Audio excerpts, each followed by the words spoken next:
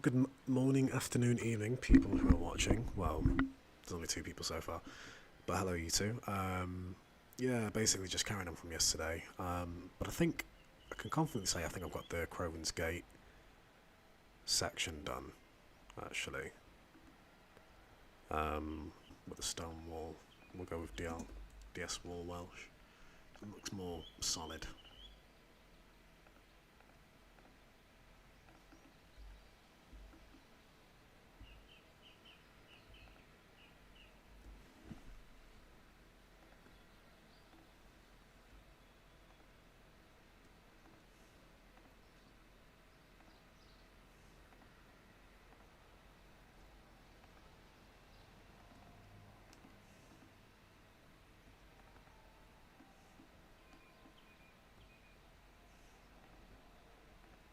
Hello.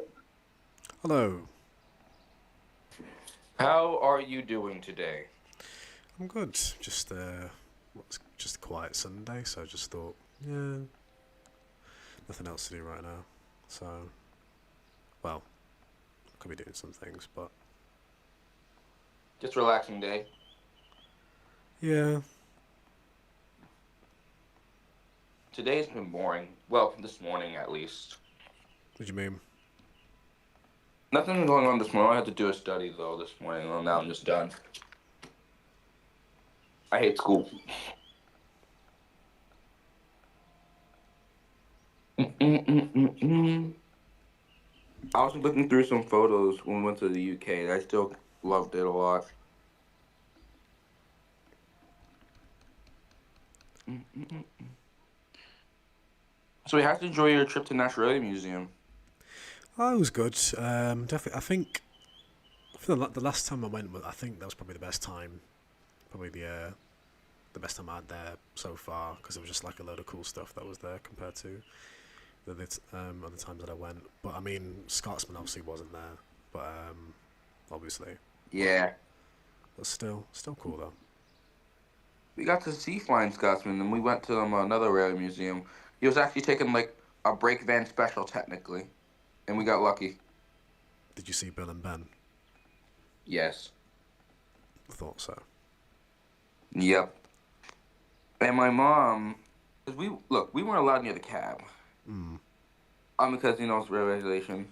And my mom, okay, they gave me the orange suit, and they said, "All right, do you have any papers to drive? You can drive the engine." And they didn't know I was like 17, and I was like, wait, I'm not allowed to drive the engine. They're about to pull me onto the train. Oh, okay. Bye. No. Lol. How did it do? Watch my PC crash. People are still saying that I was gonna get released by Christmas, and I'm gonna have to damper their We try. We try. thought. I don't think it's gonna get released by Christmas. I don't. But I can. It'll definitely be out next year. By this point, I mean, It's coming everyone's. out tomorrow. It is coming. Hooray! It is coming out tomorrow. Hooray! It's coming Hooray! out when For Ty $1,000. releases the Jupiter 6 patches. Oh, okay. Well, then that's enough. I'm joking. No, no. You have to buy the iOS for $10,000. I'll be rich. Like literally. or a million quid. The way he said. Oh, for $1 million. 4 million. Right. No garbage today. No garbage. Oh. Oh. Let me try. Oh. What about 10 million quid? No garbage today. 4 million quid. No garbage. Try to And no garbage. There's a bit I'm in trying to make there's a bit in between as where there's like this. I think it's like a Chinese guy, but he's like really kicking off because they owe him money, and he's like going £200, but it's like you can tell it's dubbed. You can tell it's dubbed over. It's so funny. Oh, gotcha. Like you can tell that's not the guy's voice. Yeah. Dude, Yeah. I will give you $1 million for the iOS. Ty then stares.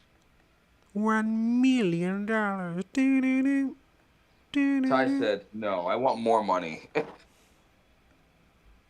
How about Red Yeah. me, dollary dues. When we went to the UK and we transferred our US money, it was actually expensive. 100 for 50. That is crazy. I don't know.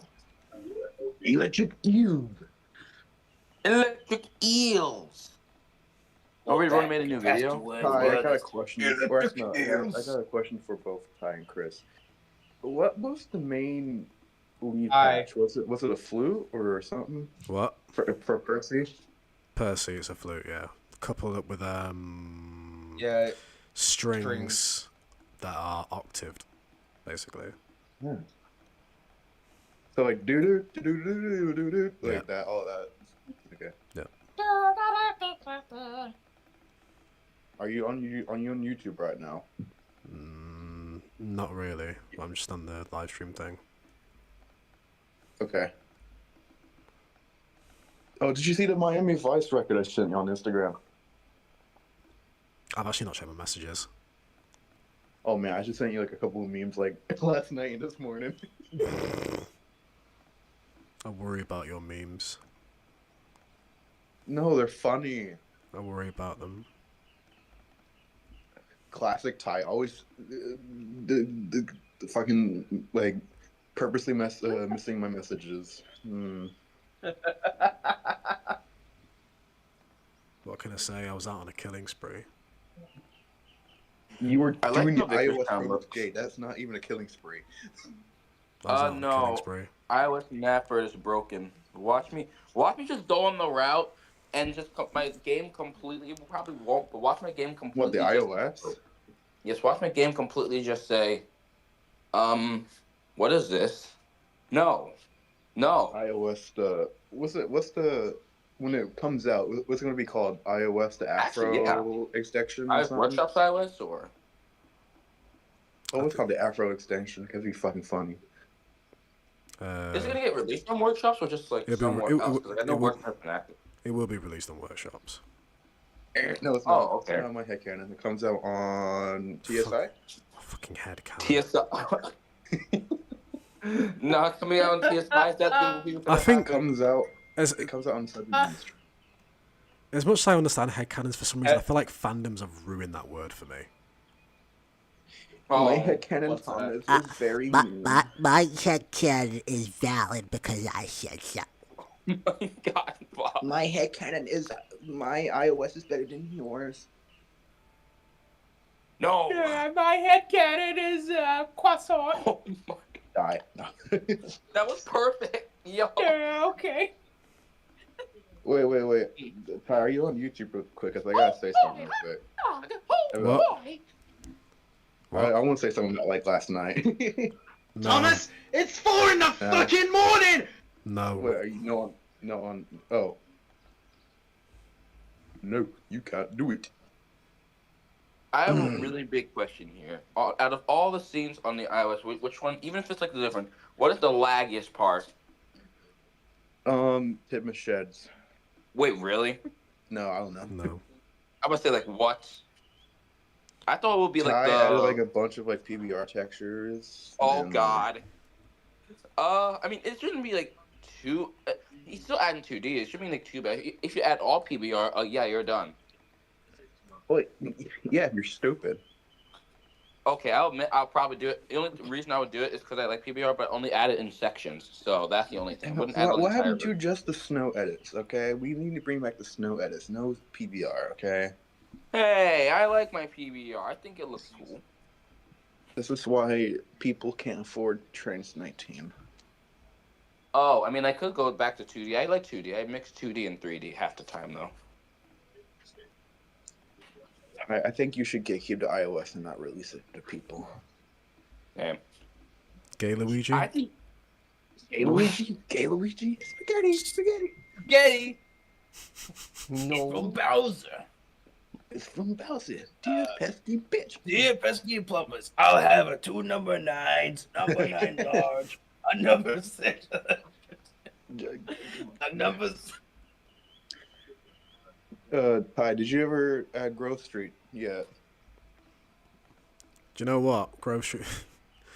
I might do it in this town actually. What you should do is make like a G-Funk song and put it in Grove Street's town. Kind of like how the churches with the SI3D. With a little radio, hang on it. Yeah. Like that. There's a little radio here, little boom box. Oh my gosh! Oh my gosh! You know what? I just had a random idea that you could possibly. I hate when you have random ideas, Chris. They're scary. Okay, hear me out. But No, I'm sorry. what if you added like a little music studio somewhere on the iOS? Okay, that's actually smart. Add Hogwarts. No, you need to stop. Do it. It's funny that you say that. Ty is actually going to put Hogwarts on the iOS. Hogwarts, yeah, Hogwarts is Yeah. going on.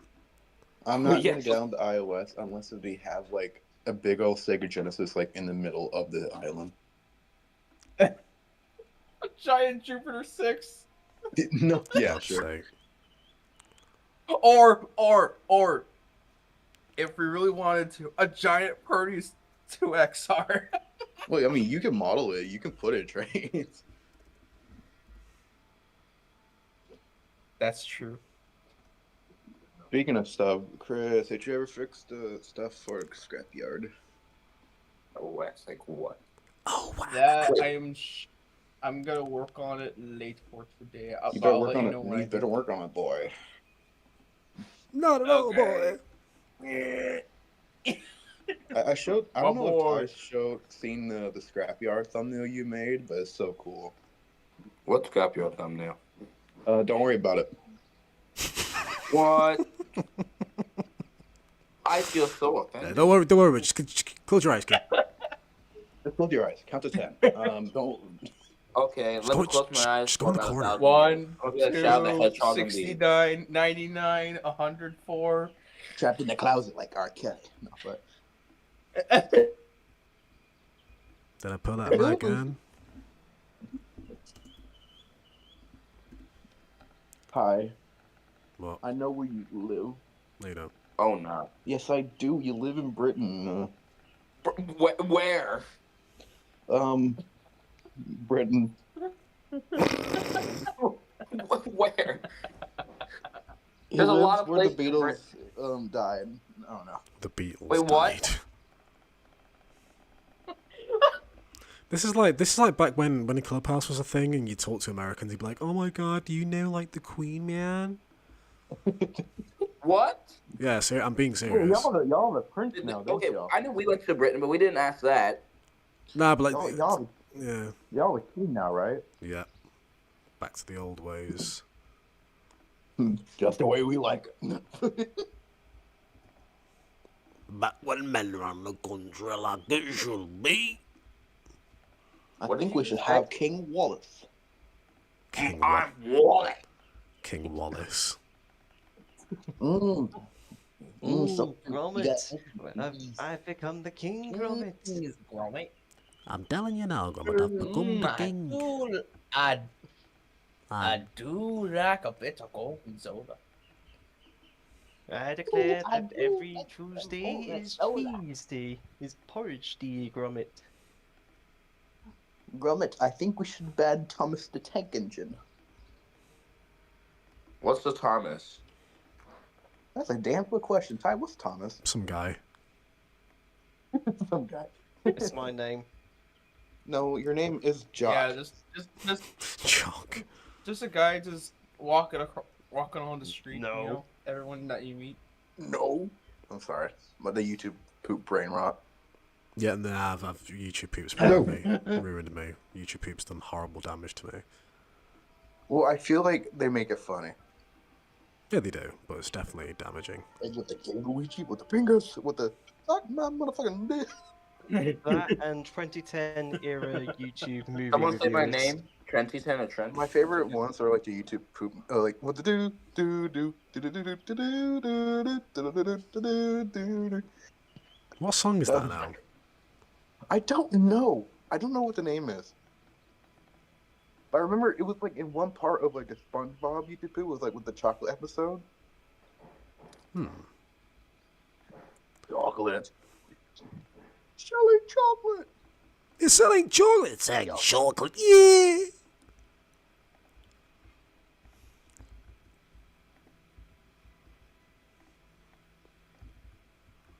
Selling chocolate. They first invented chocolate. Sweet, sweet chocolate. You can't get Rolly's job. Rolly. I always hated it. My mum made the best chocolate boy. Boss. I love when my mum made boys. You know, instead of an iOS stream, why don't we just have like a YouTube poop marathon? There's only so much I can actually take of that. Well, I mean, that's the ones that you find funny. Even if they're funny, there's only so much like YouTube poop I can take in one sitting. Okay, but you can take like Skibbity Gap for like 24 hours, but not YouTube. I've never actually watched that. That's I'm telling you, I ever watched Skibbity Toilet. It's stupid. I've never watched I it. watched I've it never before, seen. I've Ignorant. not seen I where wa- the skibbity comes from. I just watched know it of the before. skibbity. I just know of the skibbity. I watched Skibbity before it got like popular, like popular in a bad way. It's like all it is. It's just it's that Timbaland it's Nelly. like- It's that Timbaland Nelly Furtado song remixed into that. Skibbity dub dub dub, yes. Yes, yes, yes, Bob. If the thing is that came from that meme about that guy doing the belly dance. Yeah, I think I heard he died now or something. Nah, don't think so. I'm gonna like pull like a MIDI revoicer and put like Jupiter 6 patches on the Skibbity dub dub dub, yes. What, like AI? Oh Yeah, my basically. God. Yes, yes, yes, Bob, Bob, skitty beep. Isn't that like Yeah. some dance song from like Europe? Probably. I don't know.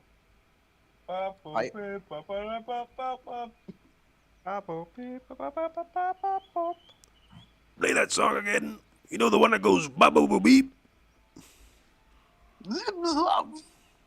Nope. Beep boo boo ba. Boo boo beep. Boo beep. We gotta make fun together. I need to play my guitar on a song someday. No, you don't. Yes, I do. Nope. Don't tell me what I need to not do with my instrument. I'd just be like, No. I'm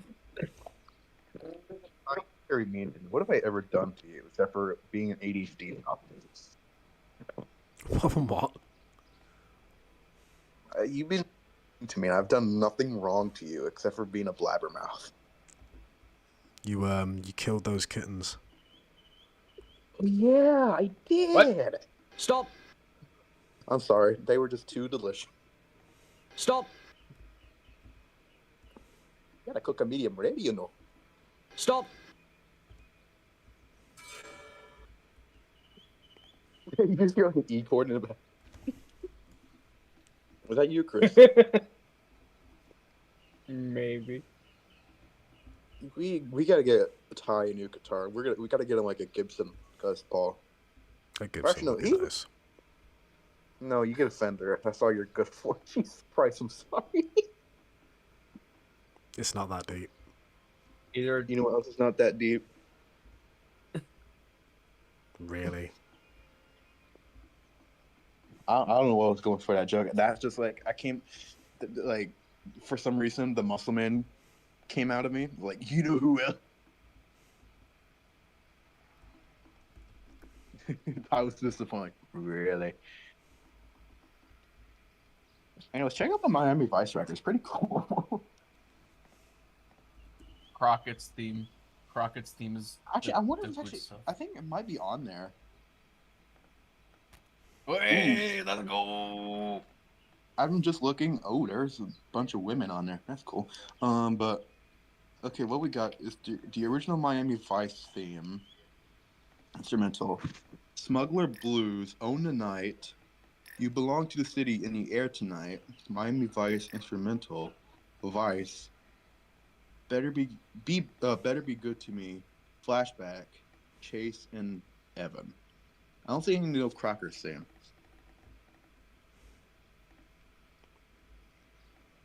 So, sorry, Chris. I have a speech impediment. This sucks ass. Ugh. Ty, what time is it for you? Like, 10 to because you 3. said we're doing like 10 to 30. Speak American. 2:51. It's 3:10. Right now it's like 9:52 over here. I'm about to go to work in like a couple Same. hours. Pointing out, it's also 9:52 my area. 1952. You know what'd be cool, Ty? What? If like you did like a Miami Vice type of thing, not like Oh yeah. not like what you did with Knight Rider, but with like a I know, with like a I know what you mean. yeah. Ooh, what you could do is like try to do like a Phil Collins thing. That'd be fucking cool. I feel like the hardest musicians or the hardest artists to get their style right is either like it's either like Michael Jackson or it's like I don't know. I think I've found a lot of people being able to make a Michael type of track. I meant like the 80s Michael, like a Thriller. Yeah. Bad's a See, I bit did that- more. Bad's definitely more easy to do. Big gated snares, DX7, and all of that stuff, and Well, that's horns for the and bad. horns and funky guitars and shit like that. Yeah, but then is it D50? No, I don't. Did Michael Jackson use D50? I think he did on Dirty Diana. on and Man in the Mirror. I'm looking at the man in the mirror. He's pretty fucking ugly. Oh wait, that's me. I gotta get a Michael Jackson back cassette. I really need to. The only MJ cassette I have is like Off the Wall. Oh, speaking of Michael Jackson, did you hear that they're reopening the murder case because like after P Diddy stuff? Wait, So there might be why are they reopening after the Diddy stuff? because there could be a thing that Michael Jackson or was killed by P Diddy. That's some bullshit.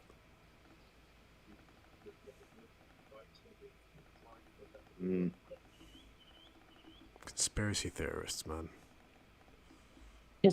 Guys, did you know that P. Diddy killed Michael Jackson? Have you heard this thing? They're all saying Michael beat Tupac in a fight. I'm like, where the hell has this information come from?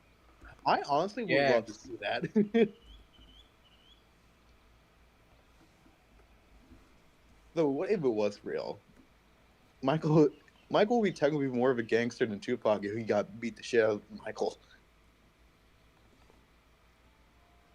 Well, then again, Michael Jackson lived in a really bad home, so he probably knows how to fight.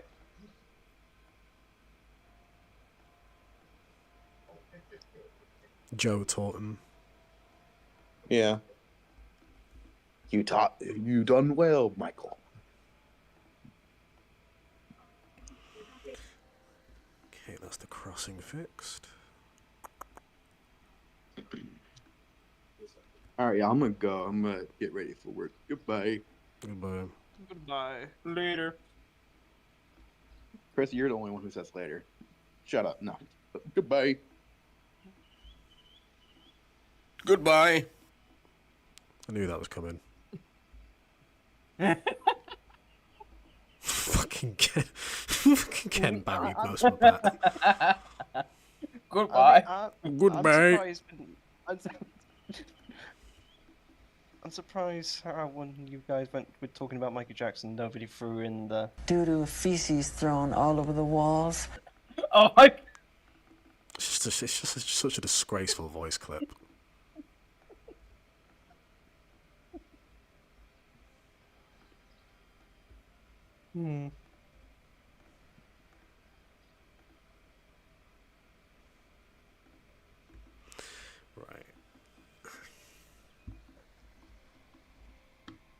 Also, we got a question from Joshua who asks, "What do you think of Mattel?" As a company, they're doing the thing. What they did with Thomas, pretty shit. Pretty much, yeah. Same.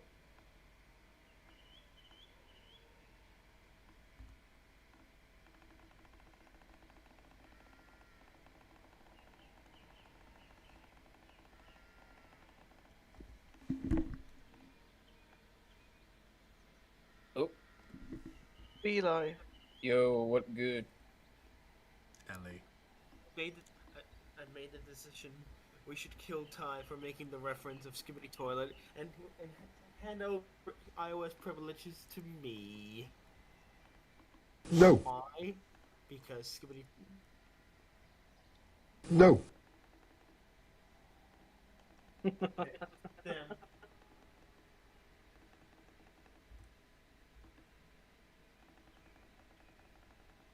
Oh, Crovans gate.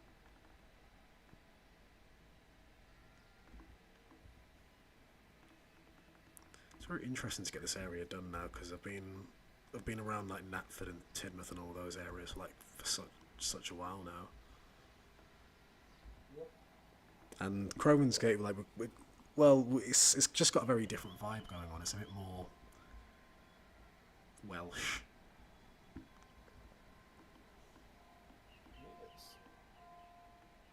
Definitely want to have some Taliclin shots on the Scarlet line though.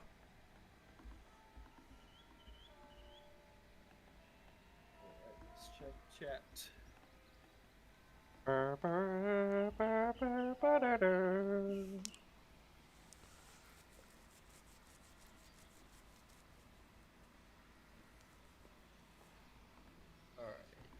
Let's see. Be ready to finish these 2 sets today.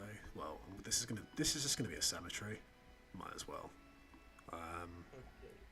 At Cemetery. Snowball 2. David Russell says, "Do you think the Star Tugs would come to the island of Sodor for their new home?" I don't know, considering I don't wanna. That's kind of like what every Thomas Trains fan has been doing since Cam Jones has been bringing them to Sodor.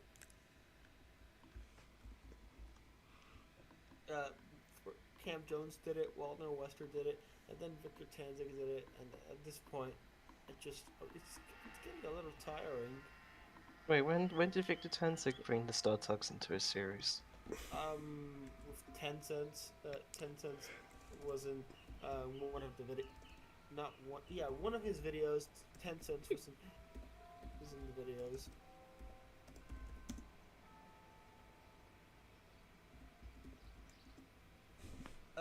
Let's see what else. Pat Your Law says, "What does Thomas's face taste like?" I'm not gonna answer that question. Shame. Lots and lots of shame.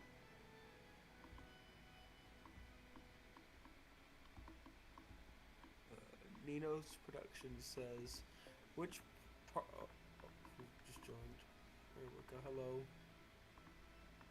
Ahoy. Hello. Ahoy.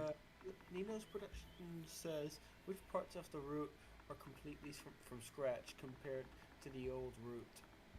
Thomas's line. That's completely from scratch. The Harbour line, Lower Tidmouth. Basically a lot. Knapford? No, Knapford's still the old baseboard from years ago. This is we're like the official team. We just reuse models for years and years. What else is new? The shunting yards is new. I know that.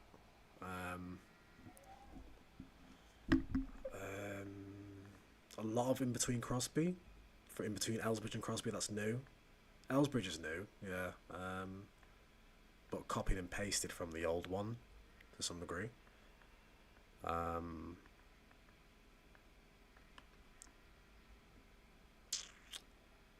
Yeah, and pretty much like,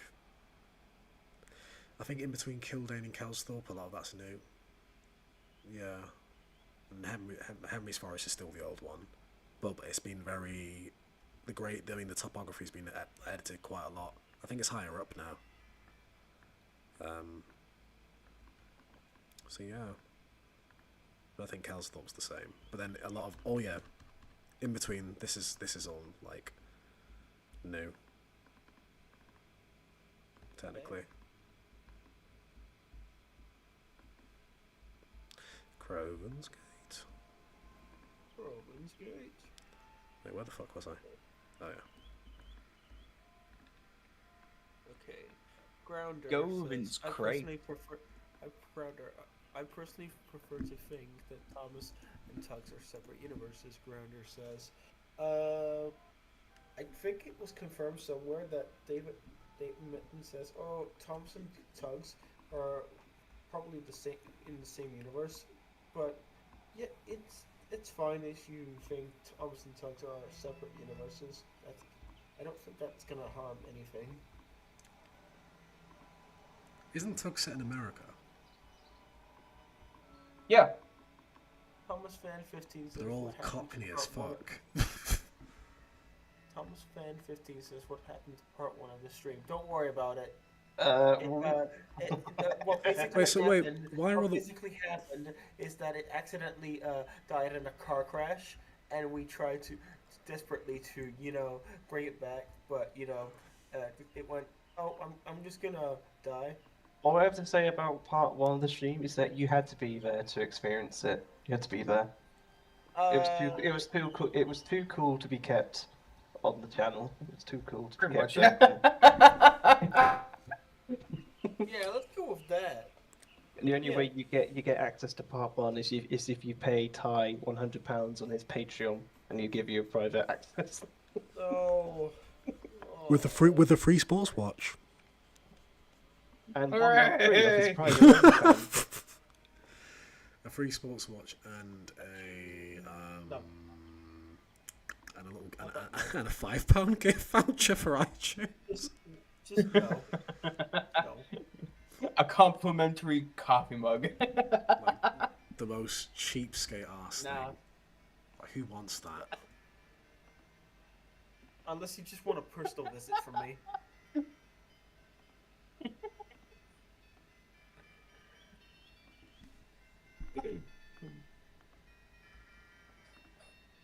Danos Productions ask, are sets like Titmouth and Elsbridge on their original places from Mitten's map, or the places they were previously? Titmouth is now behind Knapford, compared to like in the original SI3D map, where it was Knapford first and then Titmouth, and then you go through Titmouth. And now it's Titmouth and then it's Knapford, like in the Mitten map / actual Island of Sodor map. And Elsbridge, you actually go through Titmouth and then Elsbridge, the branch line.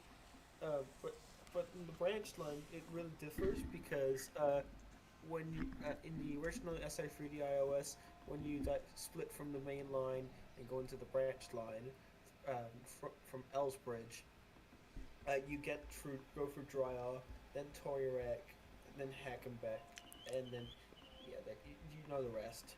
Now, because we have the Mitten map, Drya and Toyarek are between Knapford and Elsbridge. Yeah. Just like the railway series, and it's basically the branch line splits up at Knapford, and then it meets up back again at Elsbridge.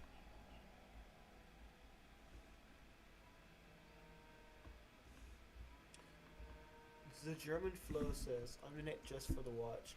Weren't you just? Sure. Get a free Takeo Sports Watch. Yeah, sure. Also, as soon as I heard Elsbridge, I knew I have to. Hillsbridge is beside a river. Oi, that's my joke. Go away. Ellsbridge is beside a river.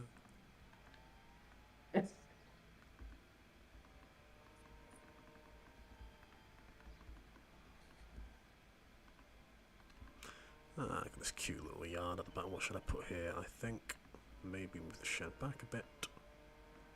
Oh no, hold on. No! Charlie Conroy reference? Just No. Yes, Knackford switching yard. Oh shit! Yeah, that signal arm is gonna collide with the shed. yeah, I've sorted that out.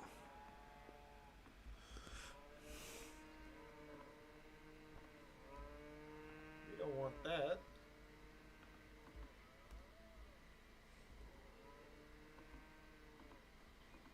Okay, so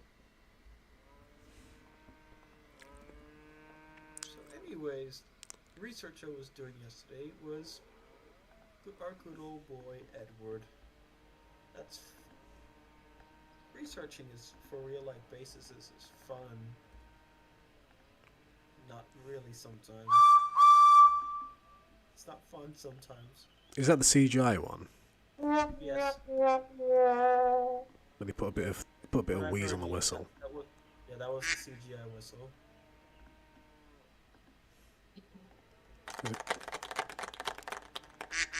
The default noises. Majestic space duck. Yes.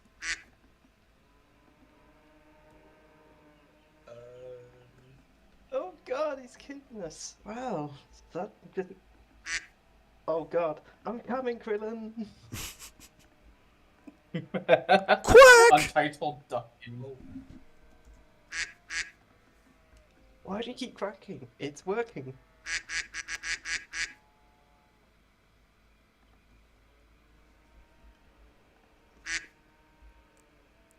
So it can touch you in places you never imagined. Who let Montague into the call? I need an adult. I am an adult. Be still. It's your first time, so I'll be gentle. I'll be I gentle. need an adult. I am an adult. I don't feel any different. It wasn't much. Oh. That was... Full potential. Why did that voice sound like the pistol from Preston? From what? Yeah, no, I don't know. It was from a server, that sound effect that has exact sound. Just literally piss off on Preston.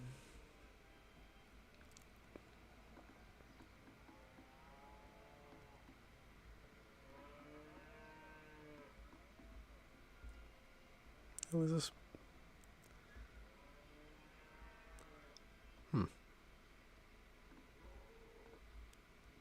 G-Grass, I'm definitely not liking that anymore. Well, it's alright, but it's not the best.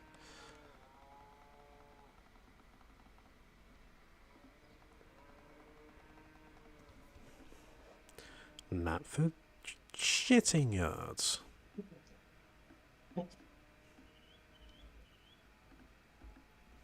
Gross. Yeah.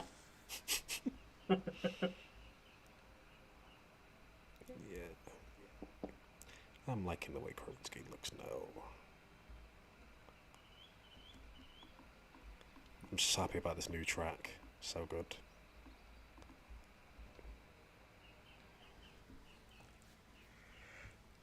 Oh, the buffers.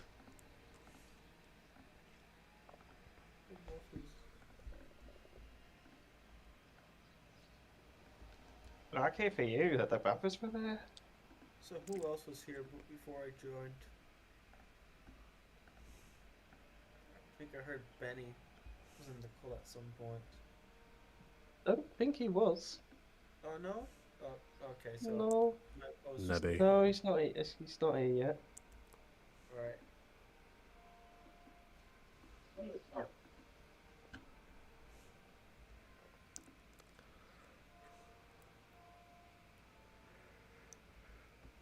the Works Diesel. Hello, the Works Diesel. I mean, Curtis is online. I'm surprised he's not jumped in on the call. Quack is Donald Whistle.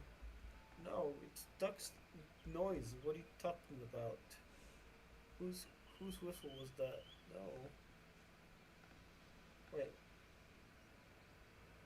Yeah, you must be mistaken. It's a llama. Who let Carl Weezer? Who let Carl Weezer in the call?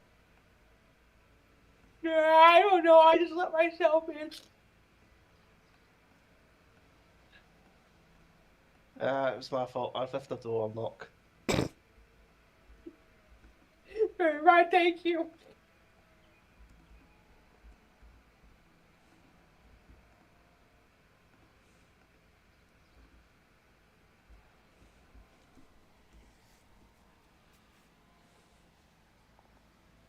I've noticed the pattern for some reason. Whenever Ty seems to be streaming the weekend, always seems to happen whenever I seem to wake up.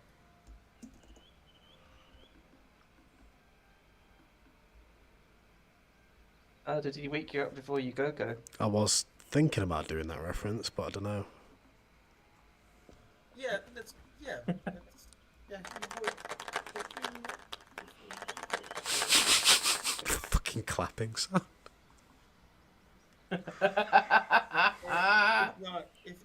it wasn't that song, it was the more edgier approach with "Wake me up, put me inside."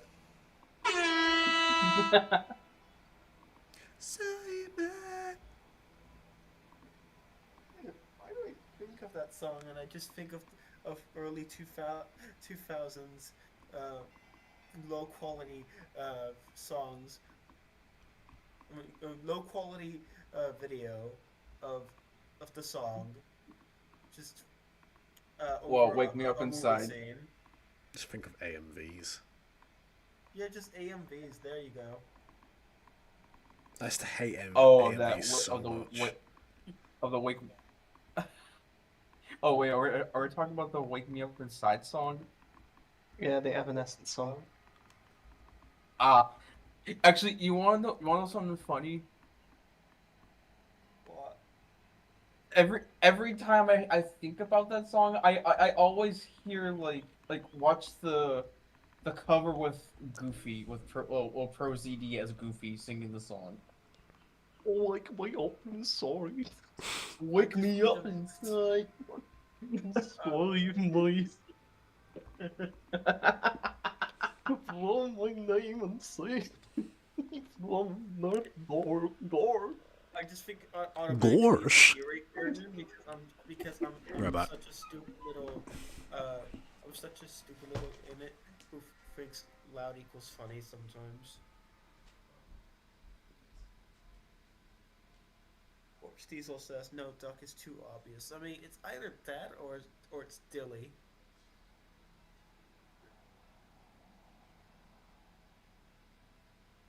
We're going like the easiest approach would be just to make the duck noises is just. Oh god, no! It's no, it's unavailable. No, it's unavailable to watch on Discord. No.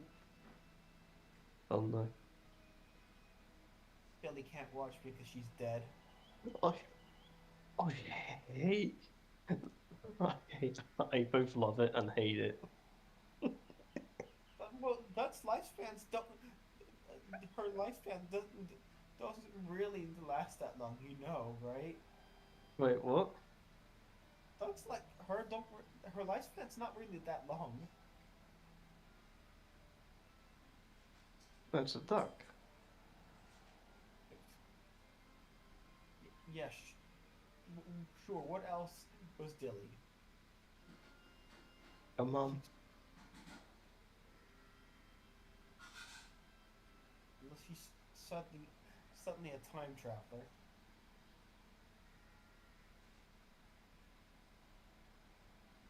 Just call it Doctor Who.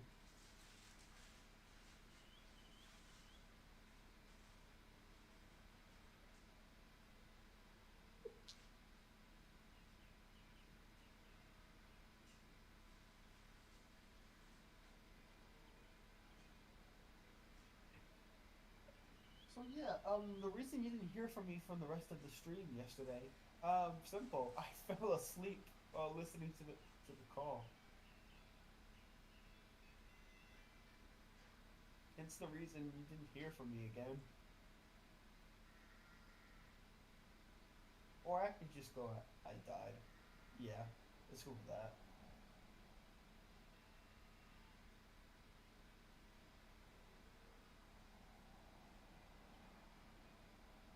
I don't like this obscenely loud silence.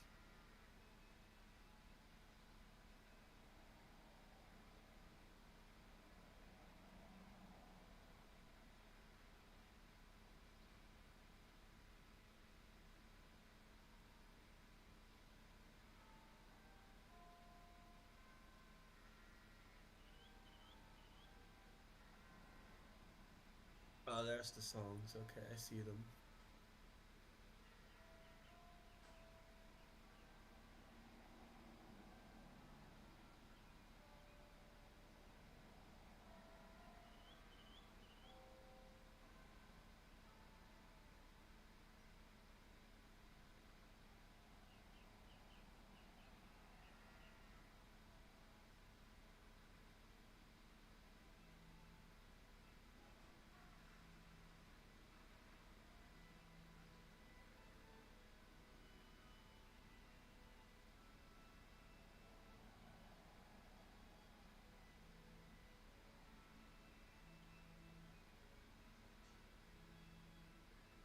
It's just did the chat just die?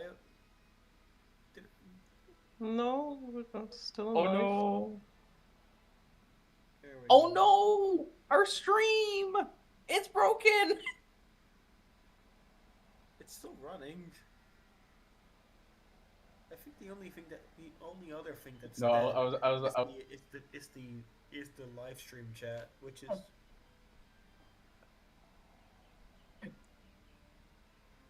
well, I was making a funny of like in table it's stream. Because usually the meme is, oh no! Our table! It broke! well, the table broke.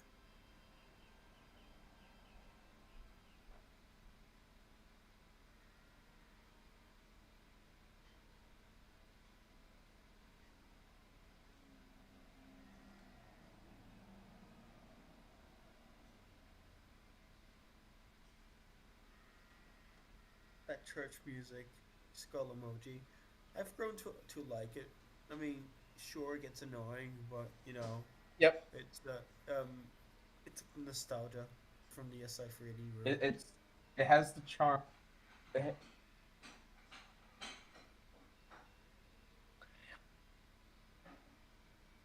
The complete iOS route coming soon to SI4D in 2039. I think that will be longer.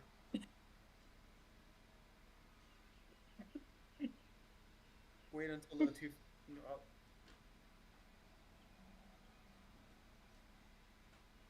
What the fuck? Ah. There you go. David Russell says, "Wow, Nino, thank you for the Day of the Diesels rewrite." Hey, yeah.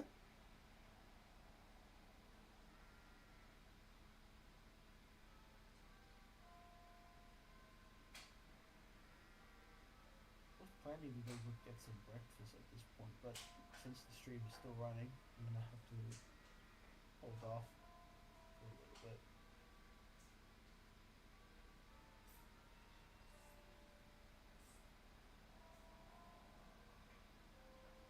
What's the weather? That's the question.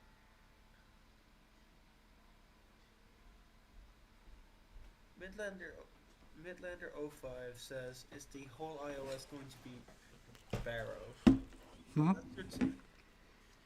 Midlander 05 says, "Is the whole iOS going to be to Barrow?" Yeah. Yeah. Isn't Barrow going to be like styled in that TARDIS Rescue stuff? TARDIS Rescue did it.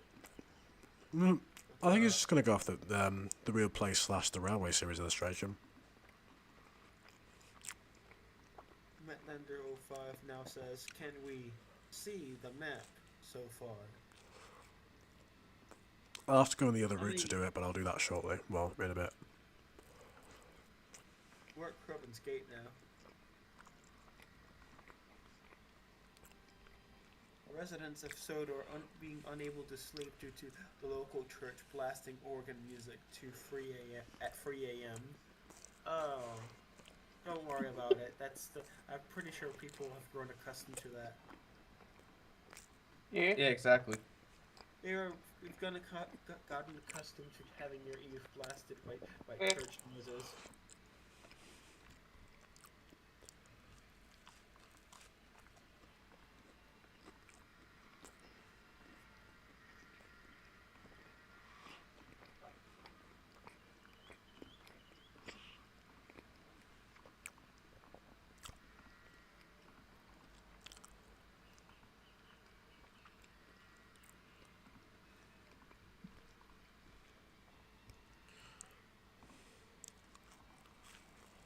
Yeah, I know.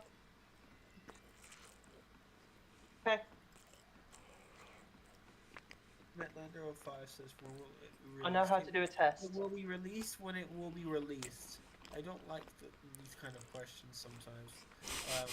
Whenever people are asking, hey, when will be released? Will be released once the route is finished. It's gonna come out on November. No, it will come out in Bendleton, Bendling Day. Bendel. 21st of Bendleton of the year Bendel. Does the iOS project have Now, a in terms of server? What are you? Right now, what we're doing is in the call for Patreon server of Ty. Yeah, basically Ty's Patreon server.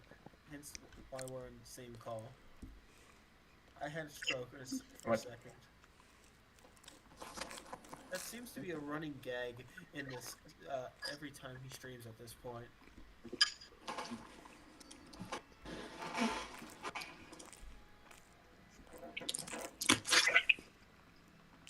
Hello there.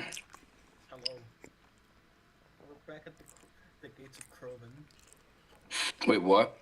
Crovan's Gate? Yeah. Can I eat it? Nope.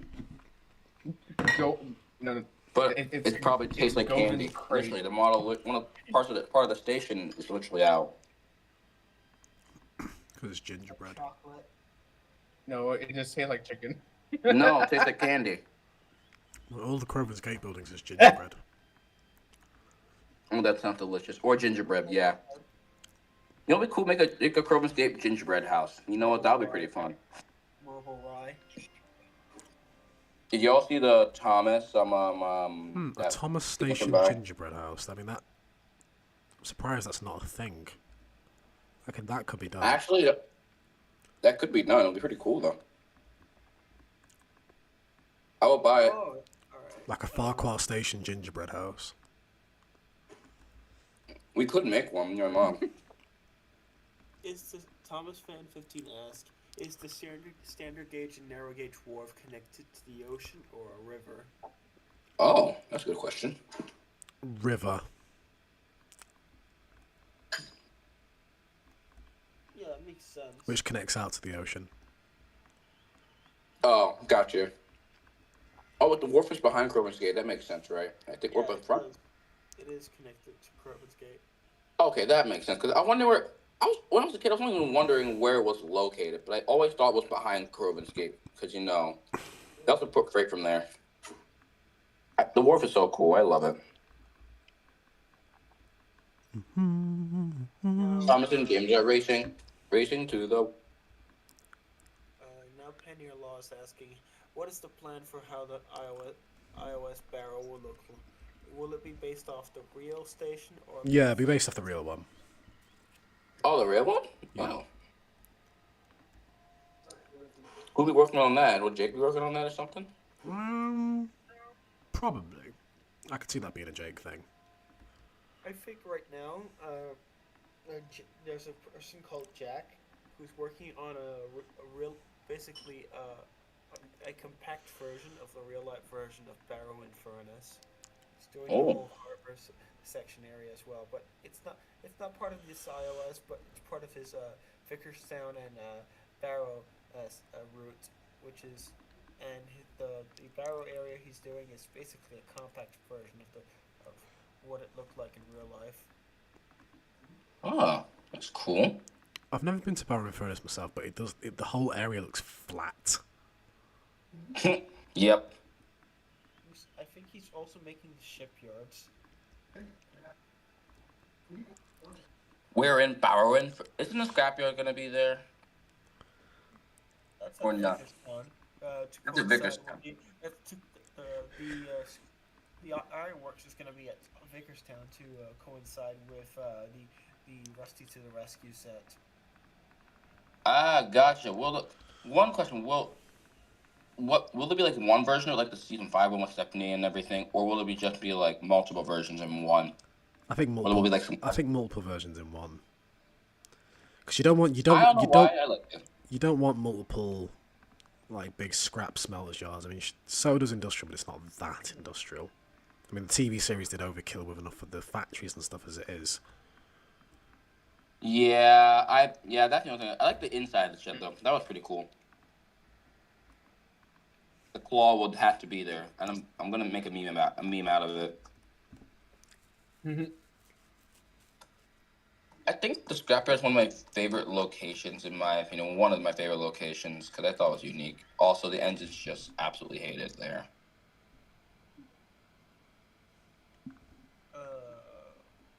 Let's see. Also, the World Productions, also known as Callum, is adding at Midlander 05, saying next year, and no, it doesn't. Now he's saying, or at least that some of it will be done.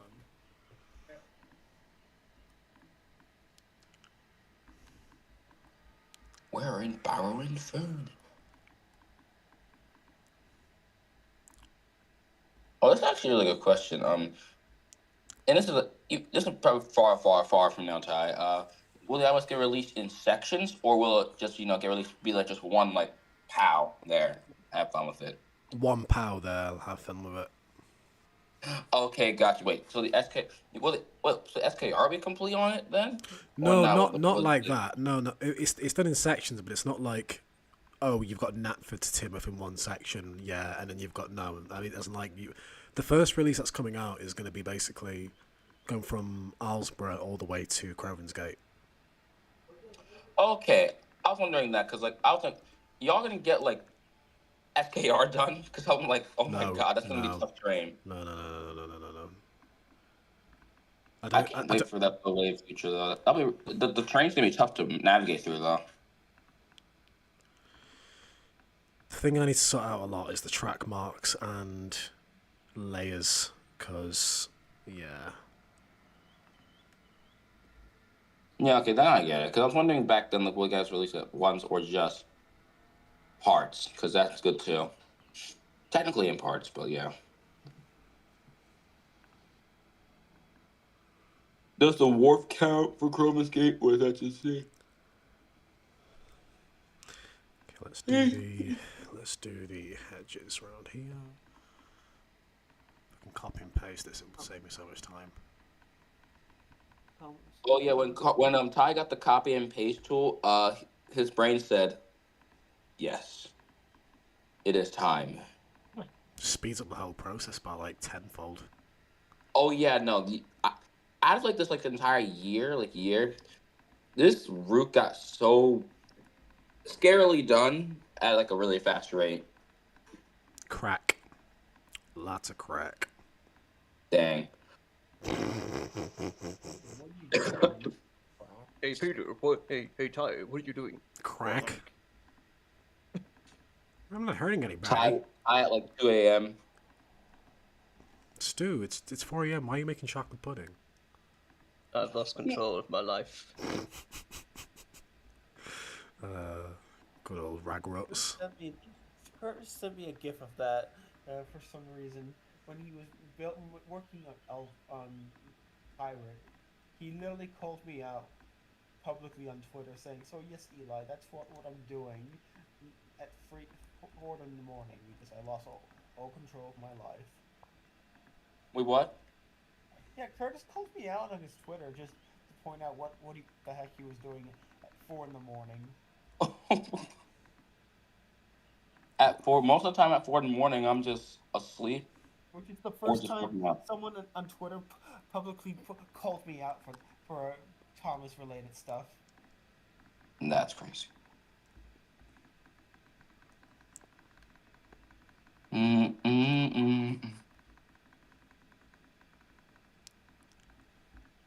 I just like the track plan on this fruit because like the track work is just interesting to look at every time I look at it. Thomas Fan 15 asks, "Will Barrow be based on its modern day appearance or something closer to the time period?" Time period for sure.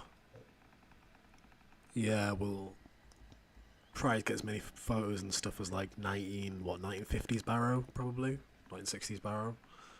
Yeah, the one with the no canopy. Because the barrow of the canopy that was pre-war and that was bombed, and that was the reason. Barrow had to be completely redesigned as a result of that.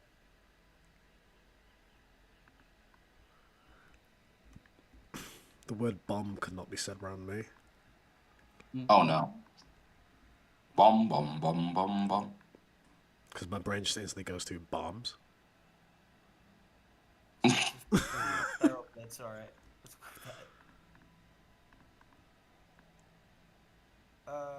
Penny-in-law says, actually, is there a specific date for the iOS set, or is it just a general... No, I've answered this question. It's time. Like the show?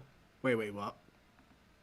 I know, I think you just answered the question, Penny-in-law. Or is it just a general 50s, 60s setting like the show? Yeah. I'm pretty sure you just answered your question. It's like, yeah. Good day. Hello, Curtis. Or tea. Hello, Cookie. Good day. It's coitus. It's Cookie. Indeed. I'm here. How are you, coitus? Hired. Why are you tired, coitus? Oh, helping mow lawns with my dad today. Ah. Yeah. And then, yesterday I went to a model railway thing and took the train a bunch and just, I'm just tired. Well, at least you're having a good day. Kind of, yeah. Well, Thai streaming, so it's automatically a good day. Yay. What are you working on today? This is Crovans Gate to Vickers Town. Well, not that extension, but just the tail end of Crovans Gate. Oh, nice. What set is this? It's one where Thomas and Toby talk. Of course it's a random hit error set. We love hit era. God. I reckon they should make like a guess what episode this is from for the hit error. And I bet that most of the answers would just come from how the episode looks visually, and that's it. Yes. But there are some, like, series 8 to 10 especially, where it's just like, where the fuck was that from? You know what I mean? Like, there'll be a random shot of just, like, an engine and some bushes, and it'll be like, I don't know. Yeah. Yeah, it could be anywhere. It could be any episode. Hits godly level design. Video gaming. Gaming. Oh, awesome. People wouldn't understand. Yeah. This is the most based of all based sets. Set design was just like, yeah, let's just have some shrubs and trees, and that's it.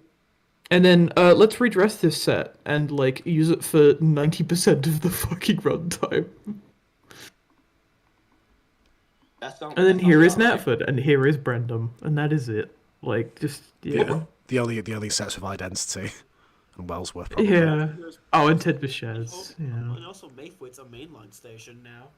Immediately, Ty, you've made that way better by just adding a couple of trees, and oh my god, there's a field. Wow. That wouldn't be in a hit error set. I know, yeah. Ty, inaccurate. I know, yeah, they don't do fields. Inaccurate. I mean, keep it, but like. We both said keep it. Fuck them. How dare you say that about the hitter? After I just bashed it. Do you know what? I'm gonna put this tree on lockdown. Screw you, tree. You're staying there. Bro's yelling at a tree. Oh yeah, it's the root builder way. Bro thinks he's Henry. It's only until yesterday that Ty learnt about layers. Yeah, really? I've not been using them. Wait, you never knew about layers? I've not been using them effectively this entire time. To be fair, layers were only introduced in Trains 10. Okay, fair. Also, layers are fucking stupid, and I hate them. Why? Oh. Because if you go to the layer tab right now, right, and you haven't got the root layer selected, anything that you place down will be on the wrong layer. Yeah, you got to watch that. Yeah, that's pretty annoying. But The only use that layers have is that you can have a locked layer, and you can flip something to a locked layer, and it will stay there, and you can move it around. And that's it. That's the only use that layers have, to me at least. But that's really good. To me, the best thing about layers is that I can put every station on just one layer, and if I need to move something, I can just be like, hide the station layer, and then move objects around. Or I just have a locked layer that happens to be called Natford Station. It's the same with sheds as well. The object on the wrong layer, like putting it, like let's say the session layer, and the next thing you know, the object just straight up disappears the next time you log into Trains. Oh, sounds about right. No, Curtis, it's a case or sometimes Trains users accidentally put an object in session layer, and when they go back into Trains, the object just straight up disappears because they put it in session layer. Lol. Lel. Then you gotta reopen that saved session and save it as a root. That's what you gotta do. Yep. Merge the session layer with the root layer. Hit era sets just have 3 tracks and put a bunch of shrubs on the sides, and you're done. Yeah. Saves you a lot of time. Much, yeah. Speaking of hit era sets, technically it was Series 6 that it started. I've been working on the hybrid. Okay. Specifically, McCall's fam. McCall's Farmer farm. McCool. Yeah, I've been working very randomly on McCall's farm. Farmer McCool. Farmer McCool. Farmer McCall's at the McCall store. What? It's gotten an update. What? Hybrid iOS promotion in the stream? What? No way! It's not really promotion if I'm not getting money. Just saying. You are getting paid. You're getting paid with love. Yeah. Yeah, give me all love. Yeah, exactly. What? Just imagine go, fuck love! Where's my $100? Where's my money, Brian? Where's my money? Oh, this is good OJ. Where's my money, bitch? Dang. Where's my money? Shut up and take my money. But yeah. Yeah, this area was looking like absolute garbage before. And now it looks fine, which is good. Basically, everything was retextured. A lot of assets were swapped or replaced. Yeah, I added the barn from Series 8. Is there a trains model for that yet? What, you mean this one? Hang on. You mean what's it called? TBS wooden barn? No. The little light brown one. That's like. Huh? The little light. Oh, you have the building thing. Oh my What, God, this bro, thing? Yeah. now. Or is it? Or is that a Benny warehouse? This is a medium storage shed. Benny Ah. doesn't want to make this one building, and I'm very sad. I'm like, Benny, please, I want one thing. No, Betty is the kind of person who Because refuses. could you? I've had to make do with this. Could you tell me what those? Like, for example, Could you tell me what that wheel track asset is, please? The dairy. and What, we this had to one? wait- Yeah. We had to wait until. It is CL track 05 brown dirt. Got it. Yeah, I've got the CL stuff. Yeah. I had to merge it with this lot because, well, okay, for the chat viewers at home, the bit where that one car from fucking Bwaba, I can't remember its name now, Cleo? Some shit? I don't know. Goes down that hill or whatever. Yeah, that one. I've got a transition between the version of the dirt track with the green embankment-y bits, transitioning to the one which doesn't have that bit. That's pretty So I have both versions. No.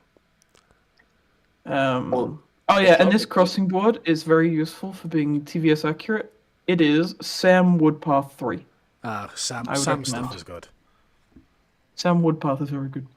No, Woodpath have just gone for help. Oh wait, does it automatically dip down? No, I did that manually. Alright. Yeah. I fucking hate doing that. Yeah, but like it looks good, and I got away with like not that many spline points. So, yeah, because if you like select the spline split like on the track areas, it like lines up pretty well. So, yeah.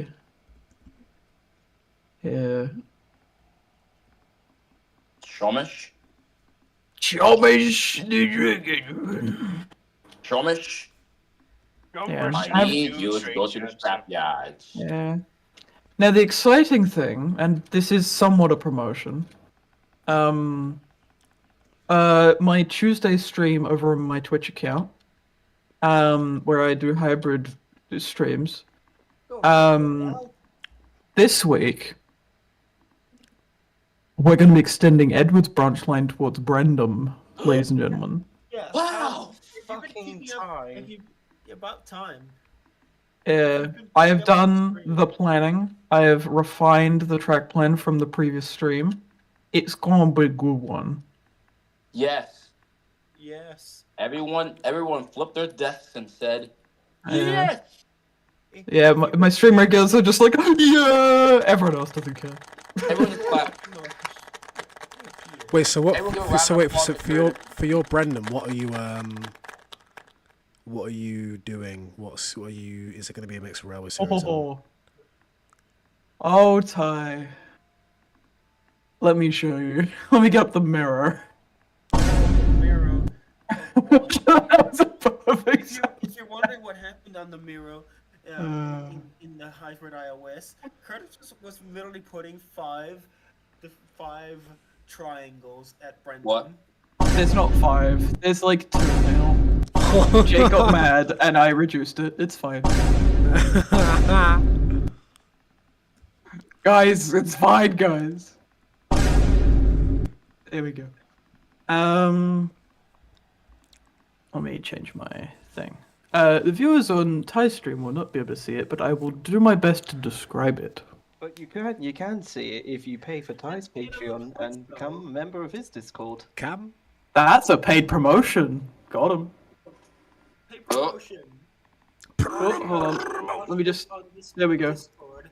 If you just So Ty, this is what I'm doing for Brendam. What the fuck? What the fuck? So essentially, it's the track plan that I had on my stream last week. So if people want to see what it is, it's Yeah, go to my stream, check it out. That's Hang on. So basically, the Series 3 canal bit, and then if you turn, hold on, left, you go to the Series 3 main bit of the harbour. Further down is the Series 5 Cranky Death. You've got the Railway Series, sort of Bill and Ben pull a ship in dock, like, sort of next to it. Okay. If you go back to the junction, and you turn right, you go to the Series 2 bit. Right. Then you go there's a triangle, and you can either go through the Series 4 bit, or you can keep going around via the Series 5 curve into the Series 6 bit, which is in the bottom right-hand corner of that loop. So basically, the way that I thought about it was like, if Series 2, 3 sort of sets were built first, and then you have the later stuff have its like own self-contained loop. Right. Because in Series 6, engines frequently enter from both directions. Yeah. And I think that just makes sense. The Railway Series stuff is sort of at the ends, and there's a little bit of Railway Series sprinkled throughout, and some story library, and also some hide and peep, because fuck it, why not? Okay. Also, try to fit the frickin' Queen of Sodor with its stupid Series 7 only canal. I got very mad. I'm still very mad. I thought, because trying to fit that in with hide and peep was annoying as fuck. Doesn't it have a canal in World's Strongest Engine as well? Yes, that is here. Wait, where Curtis, the Series 6 bit is. Have you retconned the something in the air dock to be the main season 5 one? No, that's because you got the manager. It's a redress of this, so. It's a redress of the Cranky season 5 doc. Yeah, it's the Series 5 curve. It's just a redress of this. Which reminds me. So it can still take place at that same spot. How did you relay out the Cranky bug set? What, this one? Yeah, Cranky's death. There we go. It's right there. Yeah, it's pretty much how you see it in the episode, except it curves to the left of the frame, if that makes sense. I'm trying my best to describe it to the viewers on the stream. Use your imaginations, people. Yeah. Basically, look at the concept art. Look at the concept art for that one set, and that's what I did pretty much, because I added the 2 tracks in front because it looked good. Thank you, Benny. Oh, and the all at sea bit is sort of next to the station on the Series 3 harbour section, but facing south. Oh, So. Jesse Ortiz has just joined. Hello, Jesse. Sup, Jesse? Seji. Yo. Gee. Good morning. Oh, and we also have the pack Twin Factories. That's at Brendam as well. I'm not gonna question it. Yeah. Oh yeah, Curtis. Yesterday, you missed me calling Michael White Mr. Walter White. You should have just said Mr. White. I remember you telling me that. Because it was funny. Yeah. Also, Ty, ignore the total stealing of ideas. What? Yeah, the blue bit's all the raised bit. Wait a minute. Is that ours? Yeah. I'm basically just taking the idea that this bit is raised up, so I don't have to connect it to the canal bit. Besides that, it's quite different. So. Just do a port of par. Wait. Where have you put season 3? One Good Turn Yard. Where have you put that? Further up the line, so it's like. Upper Brendam. Okay, this isn't to scale, but it's at Upper Brendam, so like in the concept art. Okay. I then crashed out. Yeah. So basically, the reason why Bill and Ben have never really been to this yard is because why? Why would they go that way? Because there's an entrance to the clay pits from the harbour, or then there's like this one at the top here, and that's it. See, the temptation to put season 3 yard near. Curtis, you say Why would they go up there when you put the freaking Rebel Series Brendam from the Diesel at Sudbury? So why? Why would It might. You guys are so fucking hung up about that. I hate you. I'm not hung up about it. Eli's the one that's hung up about it. This isn't even confirmed. It might move to Brendam. I'm just having it here, and we'll see what I can do when we get to Brendam. Out of spite at this point. Also, look, Misty Island's this way. Conveniently a little bit across from the All at Sea bit, because I don't want the All at Sea shot to have Misty Island in the background. It's the Misty Island roller coaster. Why are you putting Fisty Island on it? It's not. It's well, I mean, you can fist out.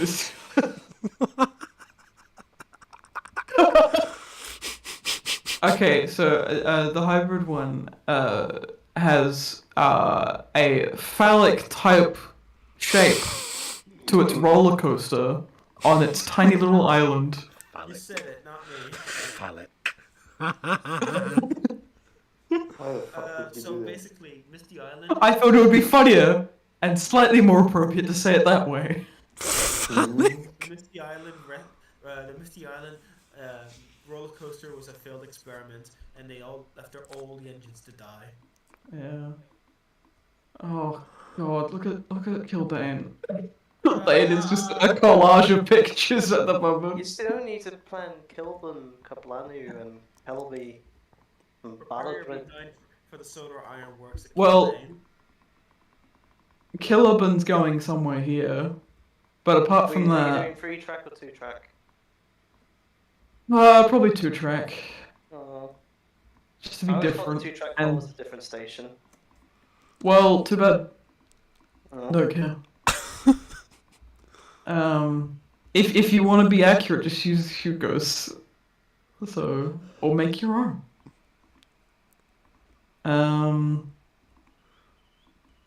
Yeah, I think Calaby is, or Cabalno is going to be the junction station for the airport.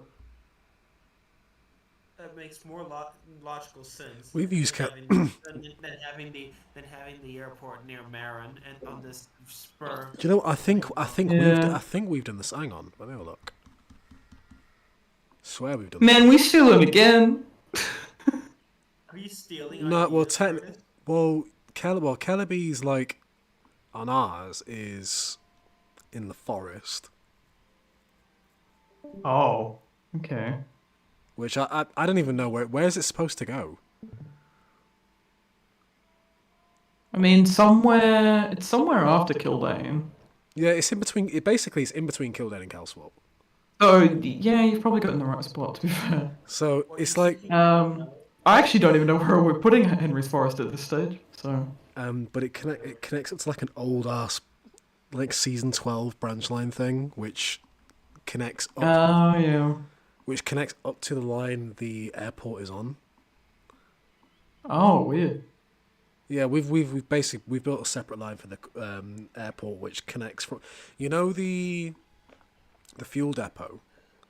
We've got that at Kronk, and then because of the way the set looks, we've got like a line that leads out from there, and it crosses over the Peel Godbread, and then that takes you to the airport, which is like north of, in between Kildane and north. Yeah. Huh. Well, no, not north of the island. It's just a little bit north of Kildane. Oh, that's weird because most people put it south, like where there's loads of land. That does make sense. I would probably put the airport on a flat. That would make sense, so that aircraft. Well, if you look at like most of the Sodor maps, like the topography in this sort of like bit between Kelthorpe and Kildane sort of area is like prime real estate for an airport because it's got a decent approach in and out, and it's like fairly flat. That's what I was thinking.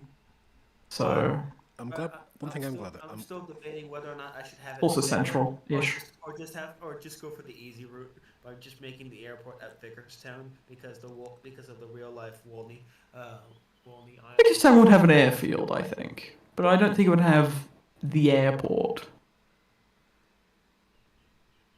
You know? Yeah. Also, sorry, Ty, you were saying? I forgot what I was saying. You said, I think... Oh. And then you stopped. Yeah, I forgot. That's what I've forgotten. I can't think anymore. Brain's dead. Wow. Viewers may not know this, but secretly Curtis is the secret designer that stole the Henry plans. What? He is. What? Oh. I thought you were going to say I'm the secret designer of the fucking iOS. Thomas Fanfish asks Ty, is Sodor Search and Rescue Center going to be on the iOS? Oh, that's a good question, actually. Oh, that's sad. No. Oh no. Hate that shit. Well, guess what? It's going to be on the hybrid. Ariel's in the chat telling you to go to bed, Curtis. It's like 2 in the morning. Who cares? I don't have work tomorrow. Is it good cocoa, Curtis? Yeah. Who cares? It's good It's shit. good cocaine. I had this thought today, actually, of this live stream content is like legit very good root building content to have on while you're root building. What, listening I to know us how talk- ironic that is. What, listening to us talk shit? No, just like, yeah, that, and just like having like someone like root building in the corner. I don't know, it's like a good vibe. It's a fun podcast, you guys. Yeah, because it's basically a podcast and then like some vague movement in the corner of your eye, if you've got 2 monitors, obviously. And every now and again you'll go, oh shit, what was that asset? And then, you know, because the streams are high enough quality, you can go, oh, it was that asset, sick.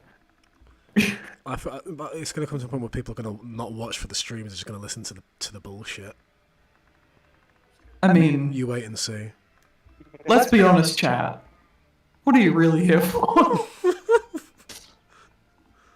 People are here for talking shit the sports watch. And seeing what the iOS is up to. Working hard on the iOS, or are you Absolutely. Here for his, or are you here for his Patreons talking shit on his Discord?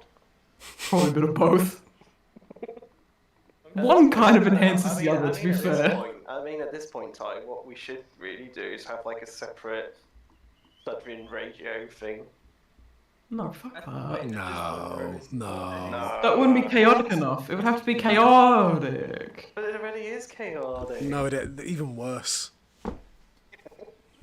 Oh god, yeah, would it be worse? So, I know, Ty, what you need to do is make your Discord server public.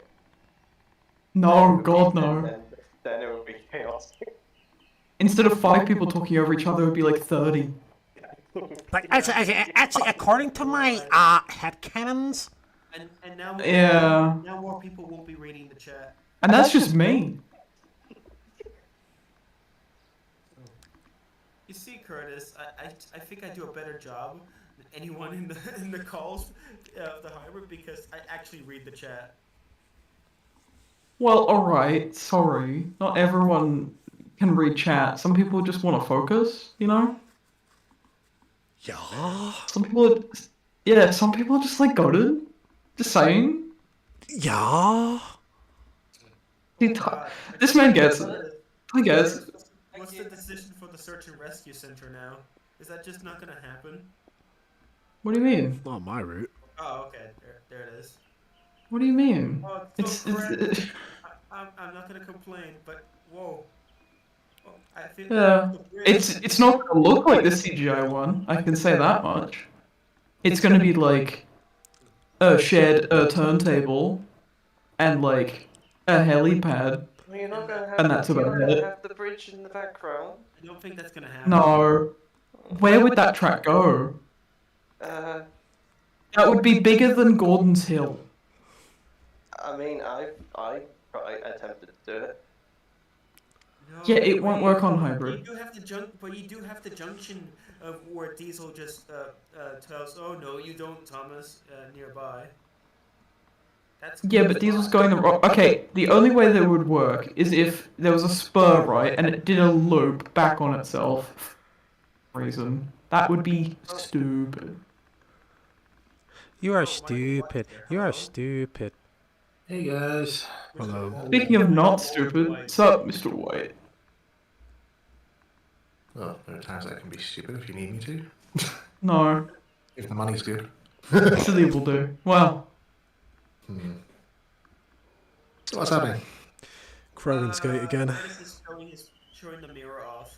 He just finished showcasing Brendam and how much it's gonna be. Yeah. Insane. But that's the plan for Tuesday. Curtis And we were just talking about how the Sodor Search and Rescue Center is silly. Most specifically, the bridge. Oh. Yeah. Because it's mostly like, where would that line go? Why is it so high up? I get the feeling Noah's gonna complain about it either way. If you start making the Sodor and Rescue Center in France. I to be honest, I actually have no idea either myself really, because I think I kind of sometimes think like, what's behind the mountain, where it goes uphill, then it curves around, and it goes to the bridge. I think that whole line is supposed to go up to where East Marin is. Oh. That's weird. So confusing. You know on Sam Wilkinson's map, how he's got the line from east of Marin going down to the airport?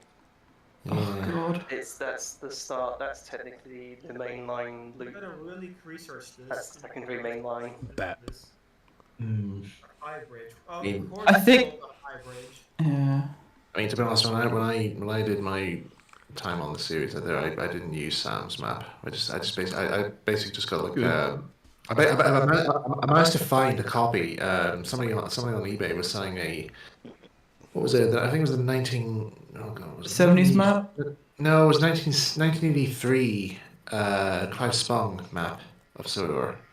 I don't think it was 83. It was 91. It could have been 91. I'm not sure, but Okay. But there that's the last version that was published, I think. Yeah. Yeah, but there were parts where they were cut out there, so like you couldn't really see any of the illustrations. But it did have like the Dolby illustrations and all on it there. But anyway, it was all like all in a frame. It was all like old framed, and then I thought, oh, it was quite good. How much is this going for? £40. Well, I'm gonna get that there, and I bought it. And I used that for all my story planning. So if every time I planned a story, I was always checking the map to make sure, right? Okay, if this character's going to be leaving this area, he has to end up here. But then we have to, any passing shots has to be all through this and that. So not many people actually, I don't think any of the other writers did that though. But I kind of took it a wee bit seriously. Even with Royal Engine, I actually had to look up an old railway map of British Railways from the 60s and then plan Thomas's route. That's hard. And the plan Thomas's route there, and even the line that he goes along, which is like the one that's he gets his directions wrong, the old line he goes along. I had to try and say right. So the line he goes on is actually a closed branch line from Beeching's era, because I think I wanted. Yeah. That checks out. Yeah, I wanted to reference that somehow, and so Thomas, I had to pick a random branch line on this route, and it's like, right, this is the route that Thomas would go on, but he would still have to end up in this area in order to get to the next location. But no matter what, the main thing was it had to be. I can't remember which raid it was now, because it was I don't know, it was like maybe 5 or so years ago now since I wrote the story, and the main thing was he has to start from Barrow first, and he has to end at Victoria Station. Yeah. London. Again, I'm glad fans pointed out that Victoria Station was where the E2s were, but again, I actually had forgotten all about that at the time. I only chose Victoria Station mainly because it was the closest station to Buckingham Palace, and I was like, it has to be that station no matter what. Makes sense. That makes sense. Yeah. But it also it's funny because Thomas would have to do like a U shape into Victoria. Yeah, because I mean it was all like, yeah, because I think Victoria Station. I think we were. I think I can't remember. Don't quote me on this because I'm only just trying to Yeah. think back here. Like I can't remember if I was going to acknowledge that this was going to be Victoria Station in the early on scene when Gordon's giving Thomas their directions saying, "I remember to go to the right station." Oh, not the station names again, Gordon, and so forth. And then I think somebody saying there was some dialogue that was going to be like talks about we were going to reenact the Gordon Goes Far in the station argument scene.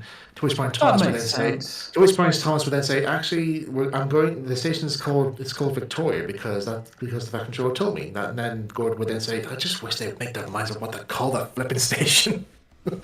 Oh, that would have been a neat interaction. Yeah, because I would just love to have Gordon just thinks just they change London station name maybe once every few years it's like changing a shirt. It's like it's this name now it's this name. It's like just call it one thing and just to make it easy for everybody. Why can't they just call it London Station? Yeah, there's a bit of trivia for you guys. Or why can't they call it the big station? Big station. But that's what they call it. Big station at the end of the line. Yeah, I suppose Big city. Sig Bitty. Oh, yeah. We're going to a big city far away. Sig Bitty. Far away. Ish. Big city port. Yeah. I think. Okay, looking at closely at the bridge, that would be a clusterfuck to map out. But Noah would still complain about it. I mean, going back to the whole mapping and stuff like that, I think within its own era and continuity, most of it has been it makes sense. Sure, there's a couple of outliers of just oh yeah, in this episode, Thomas went this way and whatever. But I think most of the time it works itself out within its own era. But it's when you combine, that's when it doesn't make sense. I would just always sometimes like a. But I feel like the bridge above it and the cliffs behind it is just it doesn't really look like Sodor in my opinion. Because I think I always sometimes think it was just the whole conclusion when somebody just said, well, why put it there to begin with? Just well, we need to destroy something. I mean, it's a cool set piece. You can't dismiss that. It's like for some reason I keep thinking of that that Nostalgia Critic review where he reviews Suicide Squad and then he introduces all the characters and when all the gang are getting ready to go, there's one other guy, one member of the group, which is referenced in the film. He just says, "Hang on, why did I not get an intro? Where's my big introduction?" They're like, "Well, wait, I'm just here to die, aren't I?" No, it's not like that. And I'm just kind of thinking, is that what the bridge is like in the game? It's like its only main purpose of existing is just so it could be destroyed afterwards. Yeah. What's my main function? I'm just here to get destroyed. What? No. I mean, no, it's not like that. No. What? Go on, prove that I'll have more time. I'll have more screen time. Look, we'll right into the next scene, and he writes it, and somehow the bridge gets destroyed before you have the chance. I mean, you could almost say that about the Pack Brickworks, Great Waterton Tower. There's so many set pieces that are just yep, that's set up to fall over. First one does that. I would just love to see the architect of those buildings just say no. I made so many great buildings here. Where are they now? Well, you're pretty much treading on them right now. No, here I go.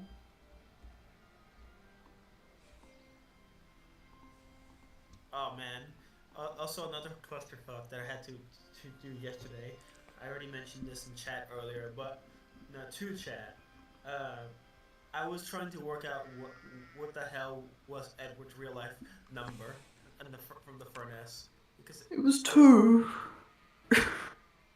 Yeah, you get a cookie, Northwestern Railway cookie, Curtis. Hooray! No, that's a really big clusterfuck.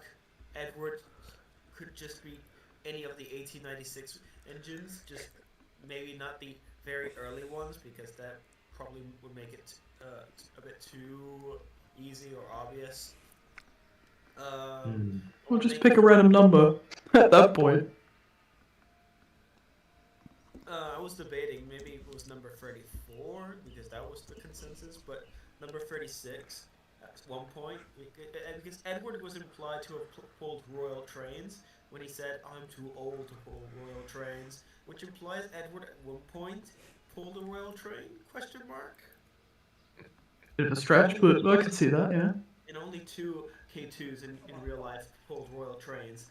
That being number 33 and that being number 36, which John, the Welsh engineer,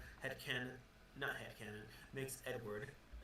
He specifically makes his railway series Edward number 36. Makes sense. And little something interesting I found out about number 36 is that at some point it had a steaming apparatus, which had this really weird looking tube next to its smoke box. We should get a picture. Weird. Here you go. I'm gonna upload it in live chat. Here we go. It's on the left side but it's on the right hand side. Oh, weird. It was on the right hand side of number 36 at one point, which was removed right after 1915, which is the reason why John chose specifically number 36, because after 1915 the steaming apparatus was removed, and John was like, yep, I'm gonna make this Edward.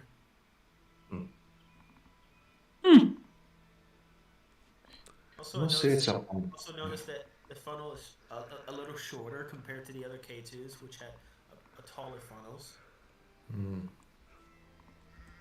I must say at some point that fish out my Edward model and get it finished. I was at some point before number 36. I was considering number 34 because it had the superheater, but that had it removed in 1914, and at some point in 1920 it had a type boiler, which was strangely a bit more different than the normal K2 boiler. Again, a slightly wider smoke box, I think a new boiler, enclosed safety valve, and a shorter funnel. Even notice the differences.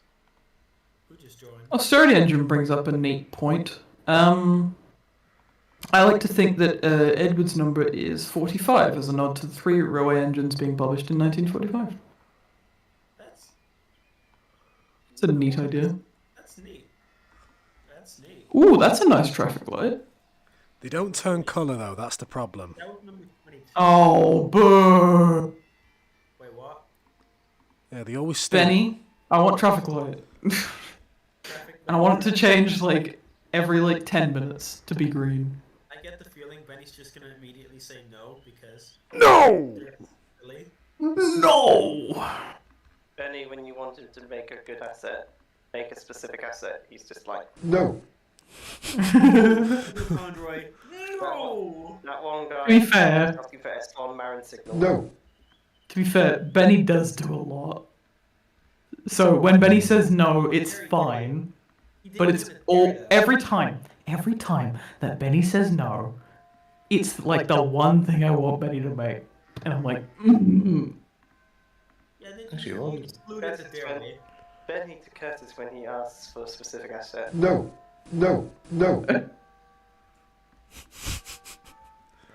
Fuck you! It's not even always for a reason. It's just because, no, I don't want to.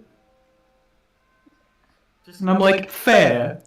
But it gets on my nerves a little bit. Just a little bit. The S1 signal one, I think he's now doing it out of spite, because he thinks it's funny. Yeah, that was because yeah. they showed it off at one point.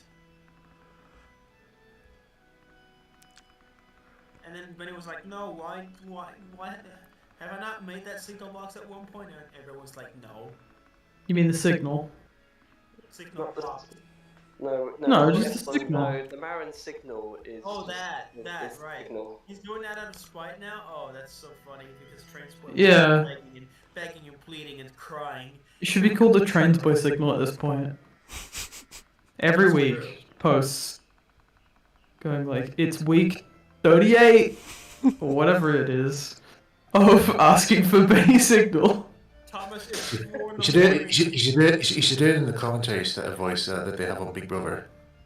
Week 38. We're still waiting for Benny to bring in the assets. Day 17. The housemates are waiting for Benny to make the assets. Who goes? You decide.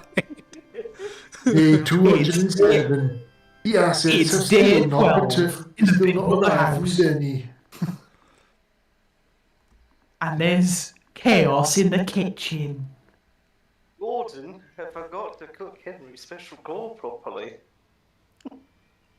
What is this shit? 25 p.m. Eli is in the diary room complaining about Benny. He hasn't returned. He hasn't made the assets yet. I don't know when he's going to arrive with them. How can Big Brother help with the situation? Get on with Benny and tell him to hurry up. Dear Jock is just sitting quietly in the corner with a tea, biding his time. Would the Sodor version be called, like, the Fat Controller's house? It'll be the Hat House. Yeah, the Hat House.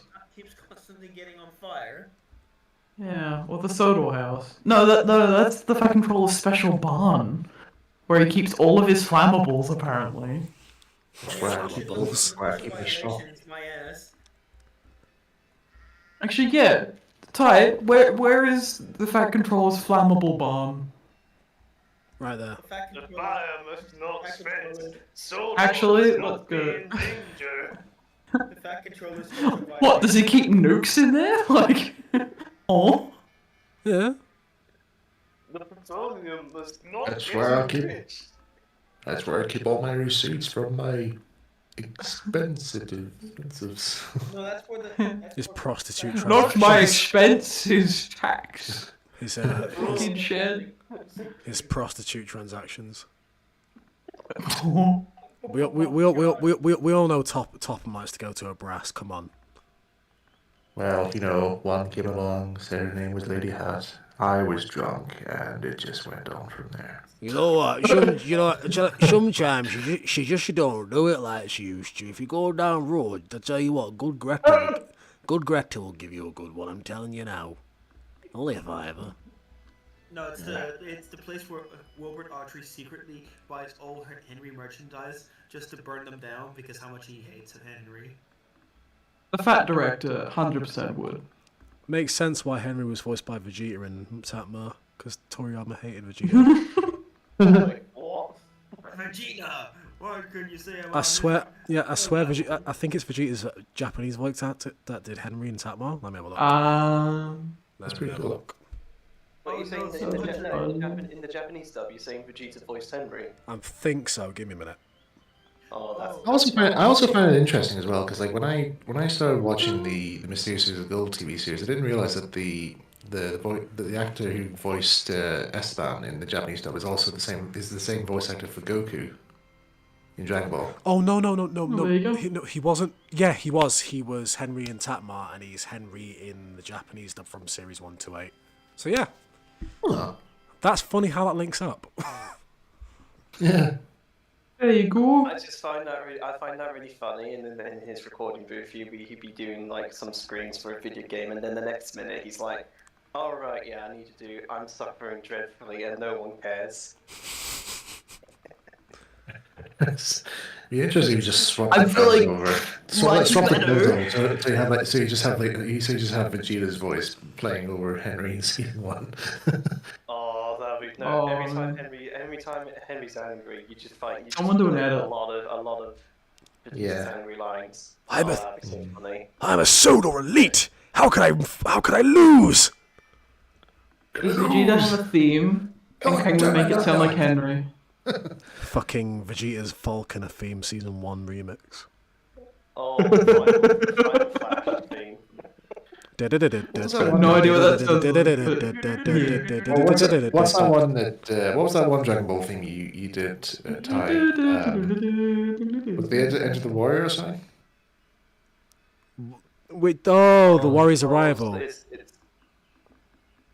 Warriors Entrance? Warriors' Arrival from like years ago. Yeah. Yeah, Something in the yeah. I still listen to that one there when I'm browsing my SoundCloud there. It's still an awesome thing now. Thank you. It's because I was like playing around in Logic one day, and I was like, "Holy shit, this sounds like Falconer stuff." So I was like, "All right, let's make a Falconer piece." Logic is such a weird program. It's basically just the start part of it. I just really like that. It's just like I just love that bit. Thank you.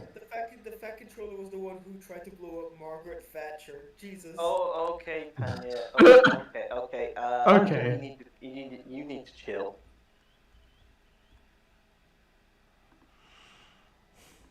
Fat Controller was just really liked the miners.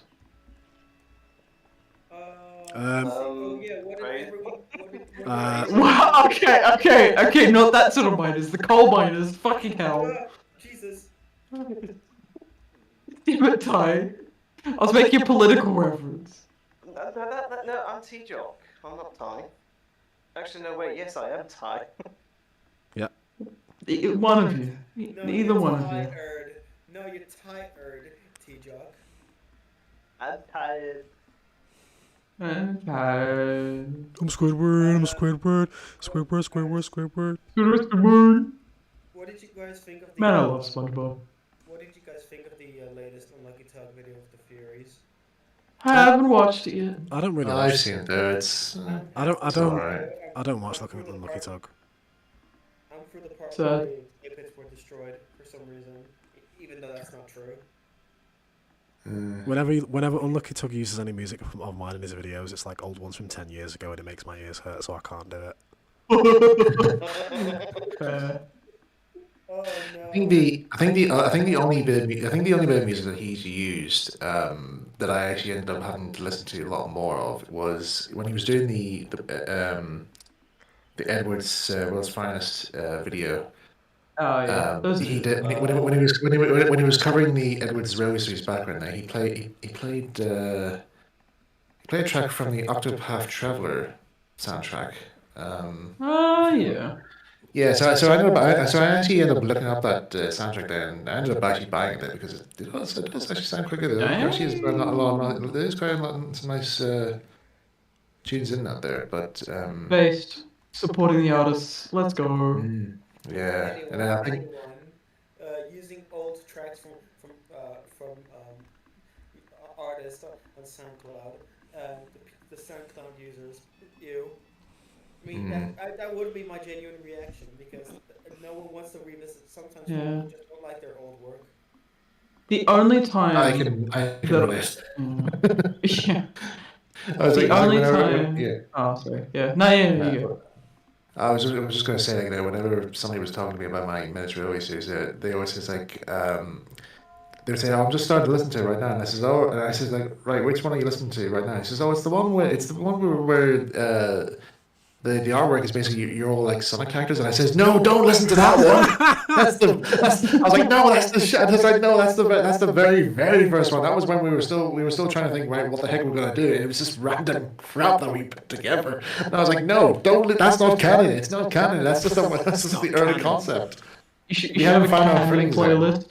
It's the pilot episode." I think I actually do have. I actually have now written up a timeline so that anything I'm writing now would say, well, right now, in terms of a bit of spoiler though, but right now we're writing the last series, season 4, and not giving anything away here, but we're trying to stay with the timeline that I drafted up, saying, right, we have to follow these directions here, and this is what happens to these characters, and this is how it has to happen. It has to be done in this format. So any references we have, it has to date back to this time period. So, yeah. But anyway, yeah, so I then had to tell them now. Like I says, like, look, if you want to listen to the first story, listen to the 2015 version. That's the best. That's the most canon we have. That's the best one. So stick with that one.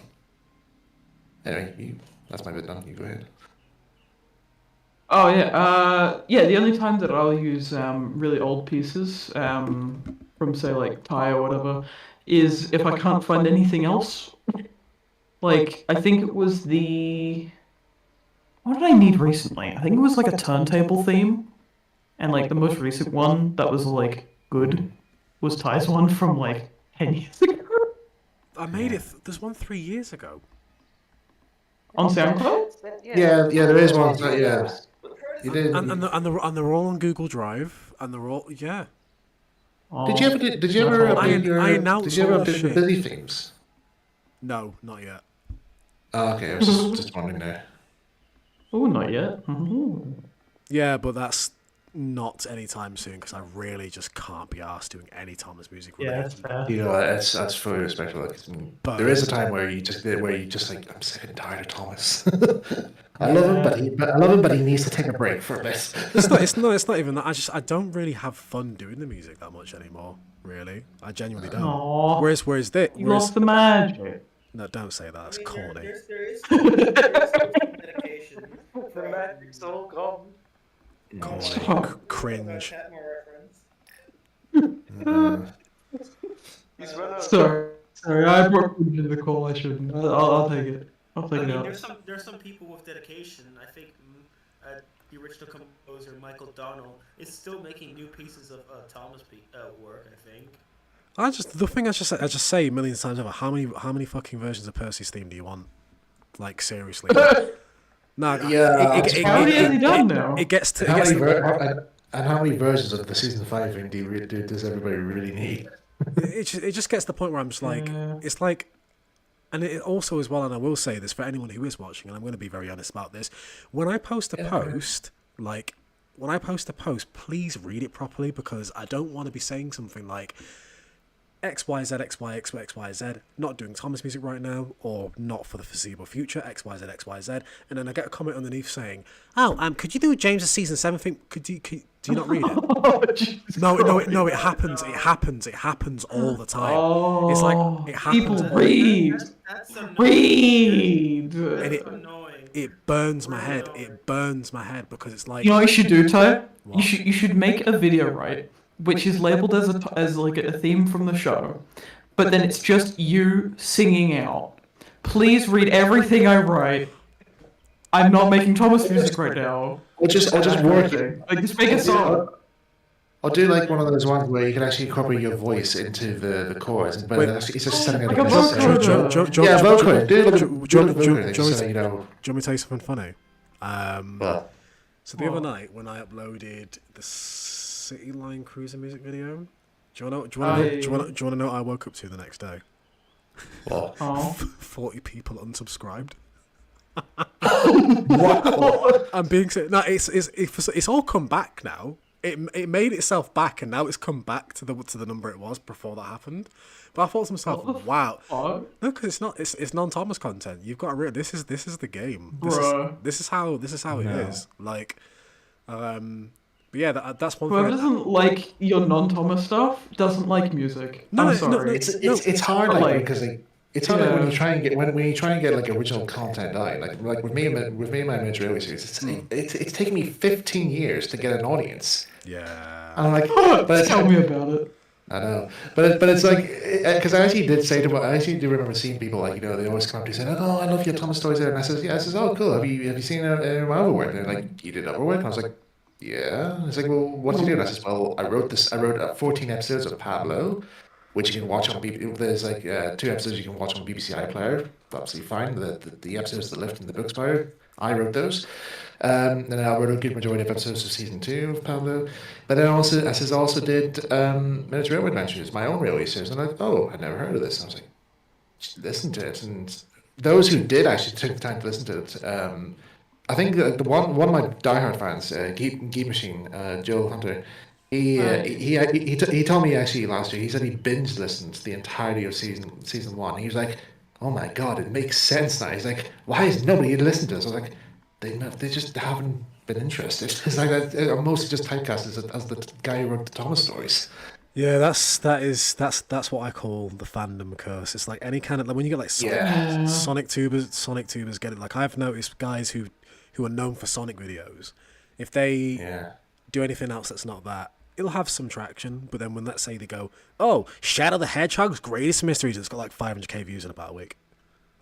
Because it is what it is. But it's like See, that's what that's what I did a while back. There was when I was doing my teaser trailer for my work in progress animated series, my trailer. I thought, what if I did this in the style of a Thomas video, just to see what the reaction would be? So I decided, okay, I'm gonna do a parody version of the teaser for Magic Railroad, and I posted like screenshots of like parts of my trailer which references Magic Railroad, and I just says like, I just maybe just put a quote saying sparkle, sparkle, sparkle. People literally thought, oh my god, he's doing something Thomas related, and when the video came out, it just shows the Star Engine, Lady Grange, just sitting at the platform, and then one of my characters appears on screen going, oh, were you expecting a different Blue Engine? Sorry, and then it just cuts to the titles, and then everybody in the comments was like, wow, okay, that caught us off guard there. Watch. But it got so many views. It got their attention. I was like, it works. If it worked, I got them. I just reeled them in. If it was a live scheduled premiere, I can guarantee the moment that happened, you'd see all the viewers go. Oh, that's depressing. But the funny thing is, like when they all stayed behind it, they leaving comments saying like, "This is actually really cool. Why have we never seen this?" I was like, "It was an audio play. Because the problem with you lot is, and I'm saying this again, you don't see Thomas in the thumbnail, you don't want it. That's the problem with this fucking fan base. And then when put Thomas in the thumbnail of all of your stuff, Tyre. Simple. And then sometimes you get people like, oh, how did I not listen to this before? And it's like, yeah, because you didn't see James having a wank in the thumbnail. So, you know what I mean? What are you doing, James? Polishing my dash down. Just polishing me down. Rush for Junior.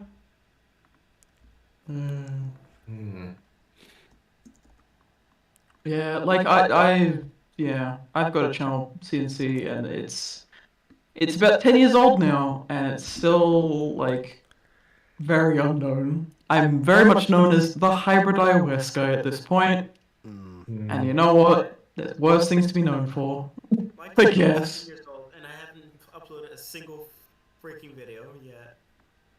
I mean, my channel, my main channel, has been up since April 2008, and I'm still trying to think of like what new content could I put on. But I've also got my other YouTube channel for Minutes Railway, that's been up since 2013.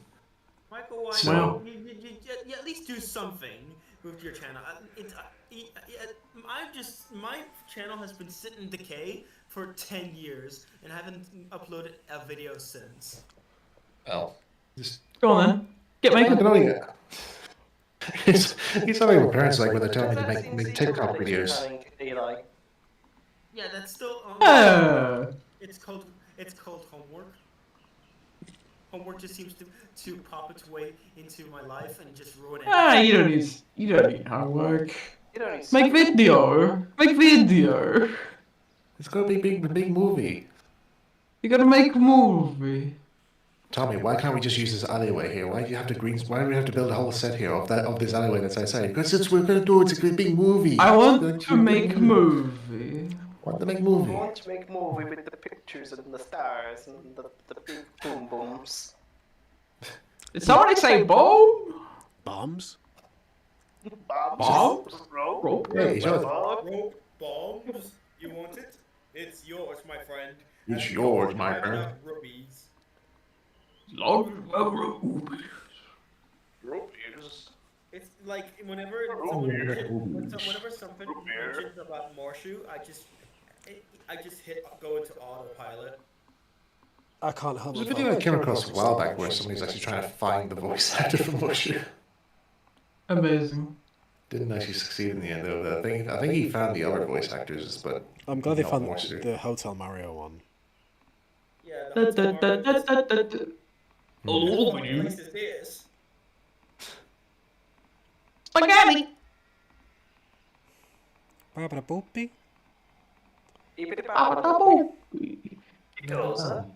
That's Family Guy though. You're gonna summon Benny. Oh god. What was it? There was another video I found. Like a friend of mine told me about where Mario quotes Star Wars. Wars? No. You know, he's Father. he goes like, you know, he goes like, Rookie, I am your father. No, you're not my papa. I am your papa. No, you're not my papa. Oh yeah, no, that's by the actual voice of Mario, Charles Martinet. Yeah. Amazing. Wario. I actually met the guy at some point back in 2023. Based. Nice. What, Martinet? Yeah, Martinet. That's pretty cool. I met him in real life.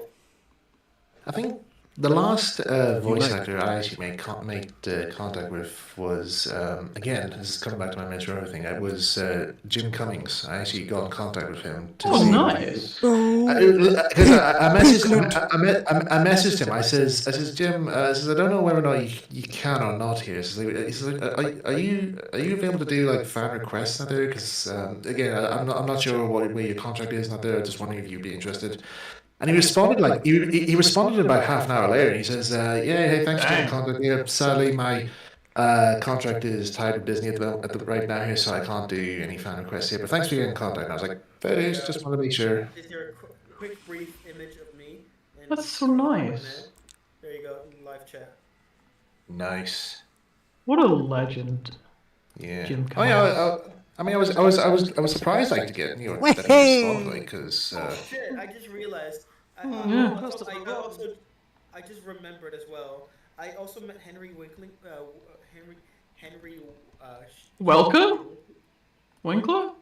Henry Winkler, yeah, from. One of the two. By complete accident. Yeah. I'll share this here. I was meeting Giancarlo Esposito on the same Comic Con. No, it's MegaCon at a convention as Charles Martinet, and I was meeting with Giancarlo Esposito as the last actor of the day before I was gonna leave.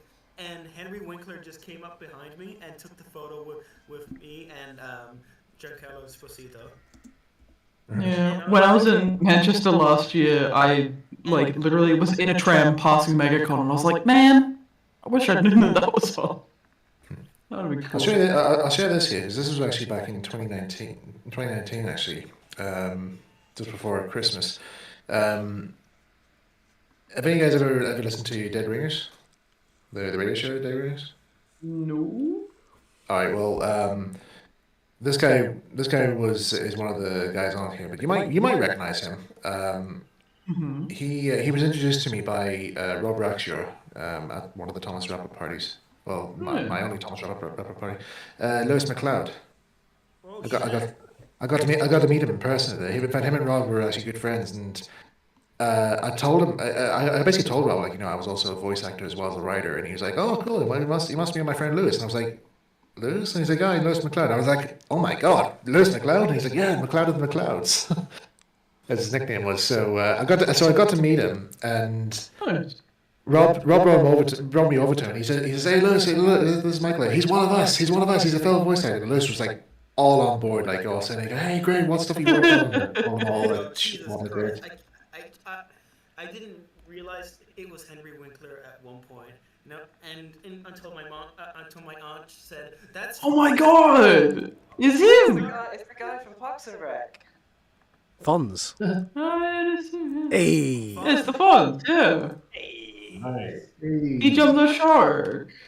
Like, I was like, "Dude, that's fucking Fonzie."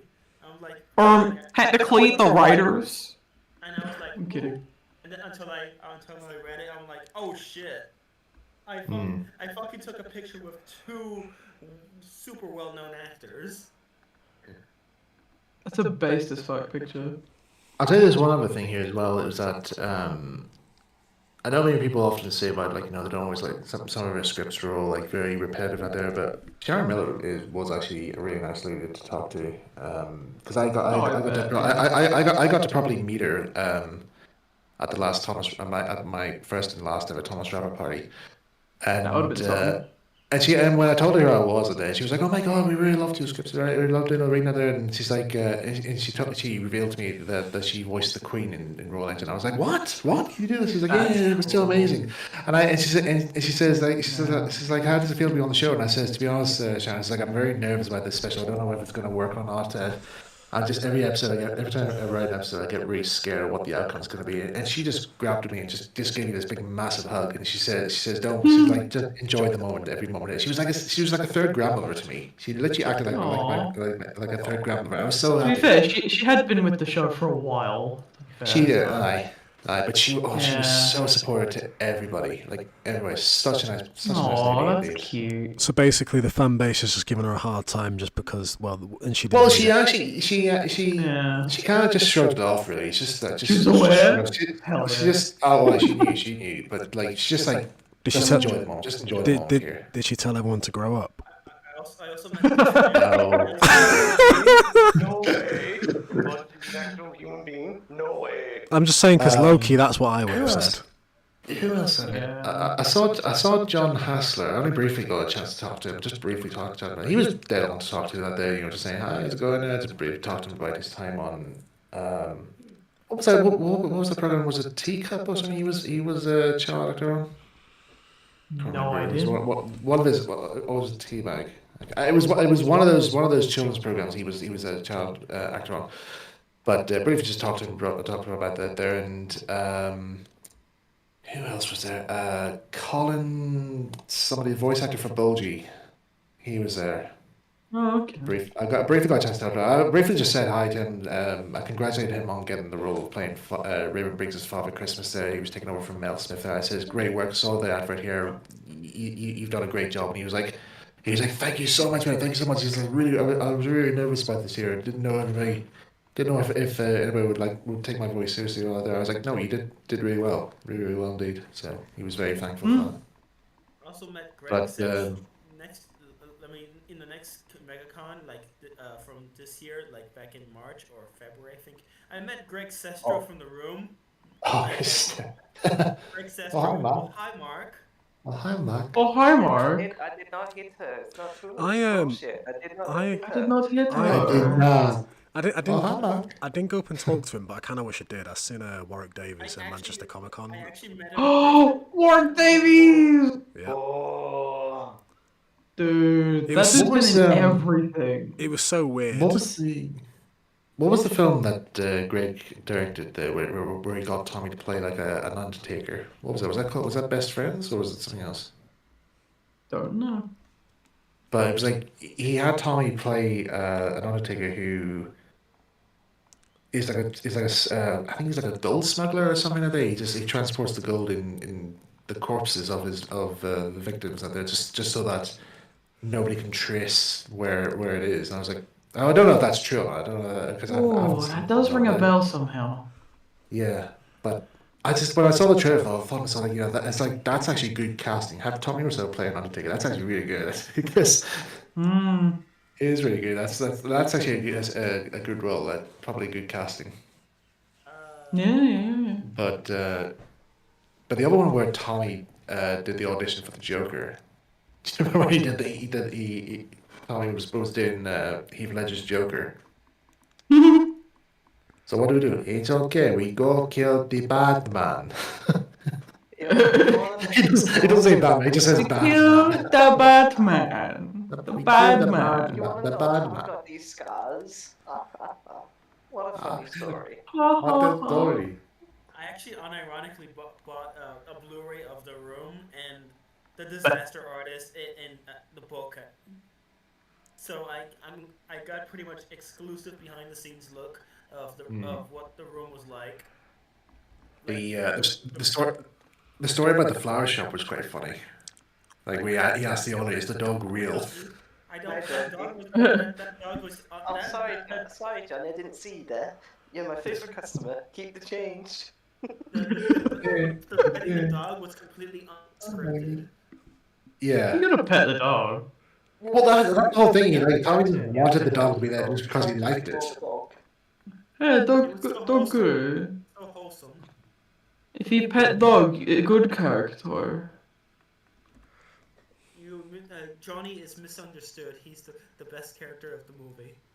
Yeah. I'm still upset they never did get to do the flying car in the room. Huh?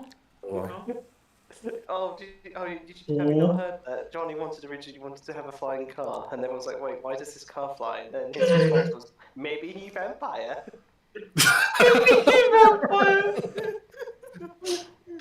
That's amazing. If you guys watch Fact Thing, there's a whole video that they did. The channel Fact Thing did a whole video about behind the scenes stuff in the room, and one of the stories they discussed was Johnny's flying car because he's a vampire. That's insane. It's so dumb, and I kind of low-key would want to have it in the movie. Actually, I'm not gonna lie. Tommy Wiseau actually would work as if he was casted in a vampire goth film. Oh my god, he totally would. He would. It would work so. Oh, he would smash that. He would. Holy shit. Make him Dracula. Maybe he's Dracula. I mean, he wears sunglasses. There you go, Michael. There's your next film. Tommy Wiseau is a vampire. Right back. I still find that one. I think I may have Come to the mentioned. room. I may have mentioned this maybe on one other stream there when the Disaster Artist was being shown in cinemas and Tommy was brought along with the cast and crew there for the interviews, and the interviewer would just turn to Tommy to say like, so Tommy, what do you think of the film? It was good movie, very nice here. Only problem is lighting was wrong. What do you mean the lighting was wrong? Well, the lighting just was too dark. Tommy, you wore sunglasses throughout the whole premiere. No wonder the light was wrong for you. He just wore sunglasses whilst watching the film. He complains the lighting was wrong. Exposure, all wrong. Exposure, all wrong. All wrong. God. Oh my god. Oh. Yeah. Also, that's so funny. Also, in the first Mega Con, I saw from a distance Carl Weathers, and I think that's like the only time that I would see him, because later on he would die before the second Mega Con. Yeah. Oh. There's a nice funny story I remember seeing. I remember experiencing whilst at the last Comic Con I was on. Again, I must have told the story before here, so punchline might not be all that good here, so I apologize in advance. But myself and my cousin, we were looking around all like the stalls out there. I was on the hunt for I think no, this was before I saw Mysterious Cities of Gold, so I don't know whether any of their stuff appears at Comic Cons. But anyway, I was just looking for just generic stuff there. Him and me got like got these art pieces like there was like a 3-for-2 type sale, so he got like a Rick and Morty Men in Black type style print, and I got 2 Captain Scarlet prints, which was quite cool. But anyway, I was looking at this one stall there, and they were selling like replicas of props from video games out there, and I thought it was quite cool. But one of them was actually the Gato cake mix from Portal. Ooh. And I was like, hey, this is actually quite cool. And I picked up I asked the guy, he's okay, do you mind if I have a look at this here? And he's like, yeah, sure, go ahead. And I picked up here, and I was like, very light cake mix, I must admit here. So I was like, okay, that's all okay. So list the ingredients, okay, give you the full ingredients, for a standard chocolate cake. And I was like, oh, that's okay. And I thought, again, I said to my cousin, I was like, look at this guy, isn't that cool? And he says like, yeah, he takes hold of the box. He's like, very light, isn't it? It's like, yeah, it must be a light pastry. I don't know, it must be out there. And I thought like, I'll give it a little bit of a shook it for a bit. Nothing in the box rattled. I was like, it's a box. Cake is a lie. I said, yeah, I was like, it's an empty box. He's like, yeah, how much is he charging for the box? 15 quid. 15 quid for just the box. I was like, yeah. I says, I just called the guy. I says, mate, just settle a question here. It's like, you're selling 15 quid for this here? Yeah, that's true. I was just like, but there's no cake mix in this. Yeah, the cake's a lie. I was like, clever. so just sort of like, one of this poor individual who actually wants to buy the actual cake mix. It opens up and just finds there's nothing in it. He's like, the cake's a lie. Well, yeah, it's like the whole thing. That's smart. I thought it was very clever. That's what. It's a very long play, kind of. Mind you, it'd be even more funny though if you just filled the box with sand, and that'd be even more funnier. Just nothing but sand. It just gives you the impression that there was actually cake mixed in there. It's just like the cake. You lied to me. I spent 15. It's like that one episode of Storage Wars where this guy spends maybe $1,800 on a bin, and he goes in and it's just filled with nothing but empty cardboard boxes. Amazing. Poor guy. Let's see. I also saw Jason Isaacs. Really? Yeah. Ooh. I didn't get to meet him. Ty's ears pricked up. But I did get to see Eyes? him, Yes. from a fair distance. Oh. And that was really cool. I should have gone up to him. I should have gone up to him and just gone, my lord. I'm just gonna say this. No one seems to talk about it a lot, but his role in the 2003 Peter Pan movie, underrated as hell. I think that's one of his best roles. Sorry, which role? Which role in the film? His most underrated role is the Grand Inquisitor in Rebels. Oh yeah, him as that as well. That Grand Inquisitor is awesome. Which one did he play in the Peter Pan film? In the 2003 movie. Did he play it? Yeah, he played both Mr. Darling Oh, and Hook. Yeah, I always find that clever how they always cast the father as the villain. Which is which is what they did in Jumanji as well, which I thought was also quite clever. Wait a minute. So, That makes sense. so who played? Who was it? Who was in Hook? Was it Robin Williams? That was that was Robin Williams, Dustin Hoffman. Williams one. Yeah, Dustin Hoffman plays Hook in the Robin Williams one. The one with the fucking thimble. That's all I remember it for. I always find it funny the scene where he tries to commit suicide. He's telling me he's like this is me. I have now come to the decision. And Smee just looks at me and goes, "Oh, not again." I'm like, "This has not happened once. It's like this has not happened once." I don't want you to stop me this time, Smee. Don't stop me. I just don't stop me. Try to kill me. Smee, get off your arse and try to stop me. I am trying to commit suicide. I really like Dustin Hoffman as Hook, though. Fun fact about film Hook is the police officer that goes to the Darling house is the drummer from Oasis. Oh, I can't remember. Who's the drummer from Oasis? Tony. Google it. Tony From McCa- Jazz, from I was Jazz. gonna say. Wait. What time was the film made? 91. I also kind of find it really cool. This was Dante Basco's. Everyone know who Dante Basco is. He played We all know. Wait. He's just before he played Zuko in The Last Airbender. Yeah. Phil Collins played the police officer. Yeah. That was in the And it was You're on about Genesis. Who was the who was the pirate that ended up in the boo box? Do you remember that in Hook there's actually that one pirate who ends up in the boo box, but it was actually a female actress disguised as a pirate. Who was it? I don't remember. She is a pirate. Hello, Alex. Alex in the chat says, "I love that Tony Wiseau's Wikipedia says he's from Europa." Europa. Glenn Close, that's who it was. Fucking. It was Glenn Close, that's who it was. Cruella de Vil. Cruella de Vil. If she doesn't scare you, something else We haven't reached will. that point, Connor Hicks. We have not reached Vickerstown. We're still very much in the Crovans Gate area. Cruella. But anyway, I think the fair reason why people don't know a lot about this Peter Pan movie is because it underperformed in the box office. It was done by Universal Studios. I think it performed alright on home media from memory. Home media, it did really well. Yeah. Let's see. Yeah. Because I remember my sister watching it a lot and loving it. So, I don't know. Might be niche. Let's keep going. Hi, Benny. Curtis. Oh god, yeah, what's up? Go to bed. No. Well, I tried. Hey Benny, Yeah. can you make the trains boy signal, please?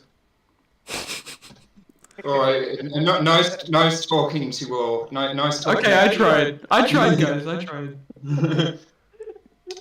Oh look, it's the Tetley yard. Tetley. Yeah. Tetley. Yeah. If Thai stream viewers want to see what the Tetley looks like on Hybrid, look at my stream. Also, Curtis, on Tuesday. Curtis. Kirsty.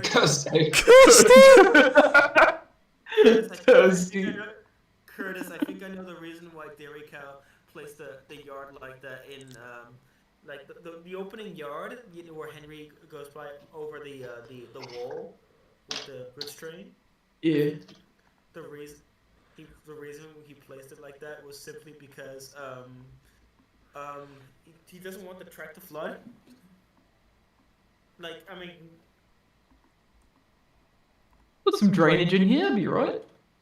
I mean, there's no river here. Wait, Eli, there's no river. What are you talking about? Oh wait. Yeah, even if it rains a lot, just lots of drains, should be right. Wait, didn't it?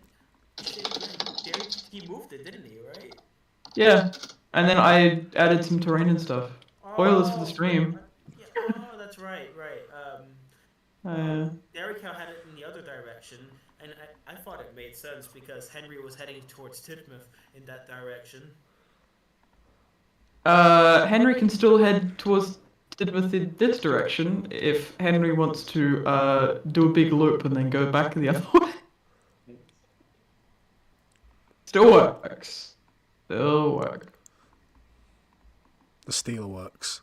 Oh, that was your complaint, steel right? work. Your complaint was that if because it was facing the other direction, it was more prone to flood. That's why.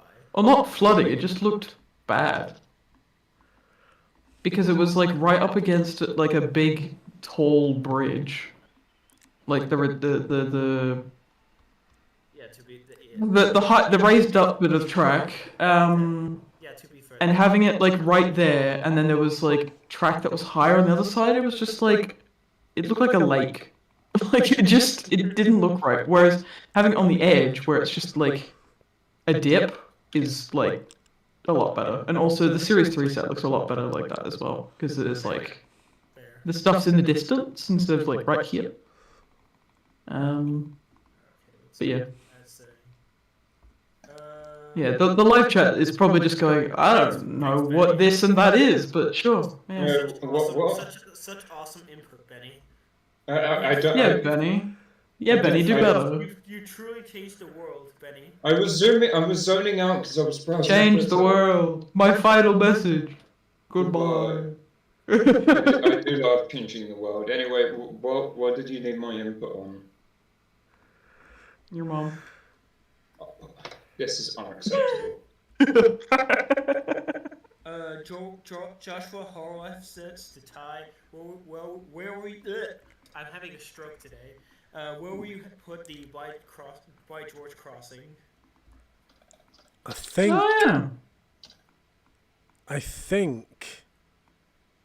Hang on, that's somewhere. I forgot where it is though. I think it's. Isn't that on the Normandy branch?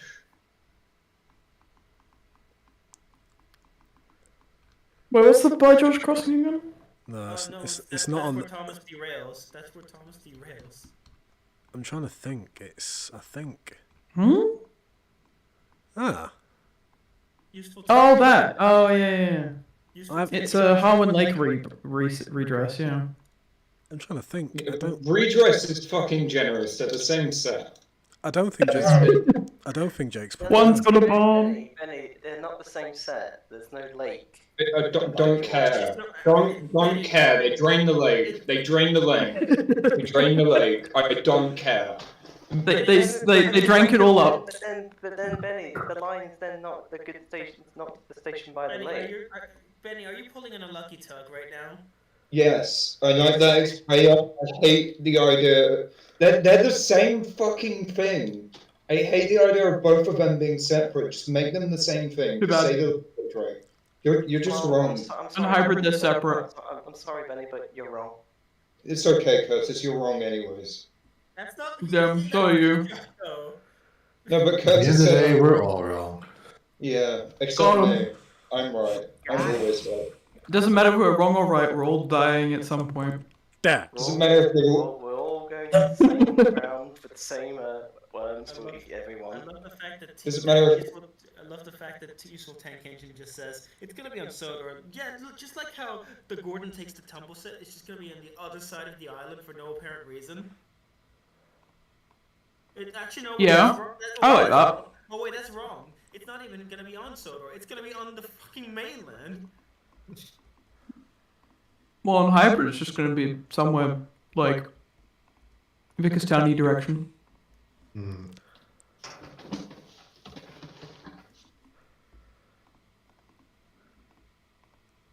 True.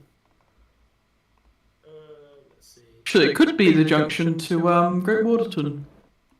That would make sense. It could be the old one. Oh my Yeah. god, useful tank. Well, you could just have one. That's okay. Useful tank engine says hybrid sucks, dude. Redo it. I agree. Yeah, no. I agree. I agree. I agree. I agreed with you about a year ago and did redo it. Got him. But I think you'll agree with him in about another 5 months and rip it all up again. How do you Yes, have the says, how do you says have the you, patience? Ty. No, you do it way more. How do you- What version of the iOS is this? 4? When was Kelstar released? 2017 or something like that? The hybrid has existed for the entire length that the iOS has not existed. Publicly. Lies you tell. Curtis, stop being a bully.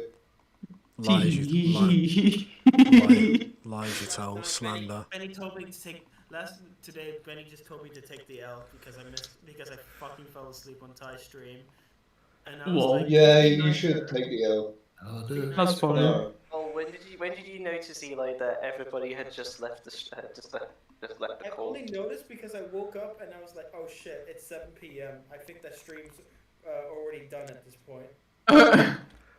True. Yeah, what the hell, Ty? You did like a me-length stream yesterday. You're insane. It's like nearly 5 hours. I don't know. I did an 8-hour stream last year. Yeah. Yeah. Most of it was just playing audiobooks. Tanya Law says, now listen to Fair my enough. hour-long video about why Ballast Wagon number 256 is actually the best character in the series. That's so true. That is Let's so break true. down its whole design, where, I like where how the that's meant model to- came from, who the manufacturer was, what the builder had for breakfast that day of its construction. Tanya Law says, yes, I'm actually tugging in disguise. Yes, sure. Alright. Some theory videos can be fun, but also kind of fun in an ironic way. I'm just glad that Unlucky Tug just straight up debunked the fact that Thomas and Duck hate each other and just say, oh no, that's just my headcanon thing. I don't like the fact. Why do Duck and Thomas hate each other all of a sudden? That's I like that. Because they rarely talk. Stories need conflict, and if any two characters are going to have conflict, it's going to be those two. I think the only theory stuff I've done is, again, it's not Thomas who did it, but it's actually when I was researching the Postman Pad series, and I think my one theory that I came up was Jess the cat died in 2004. That's my only theory. No, I like that. Well, no, hold. No, but I hate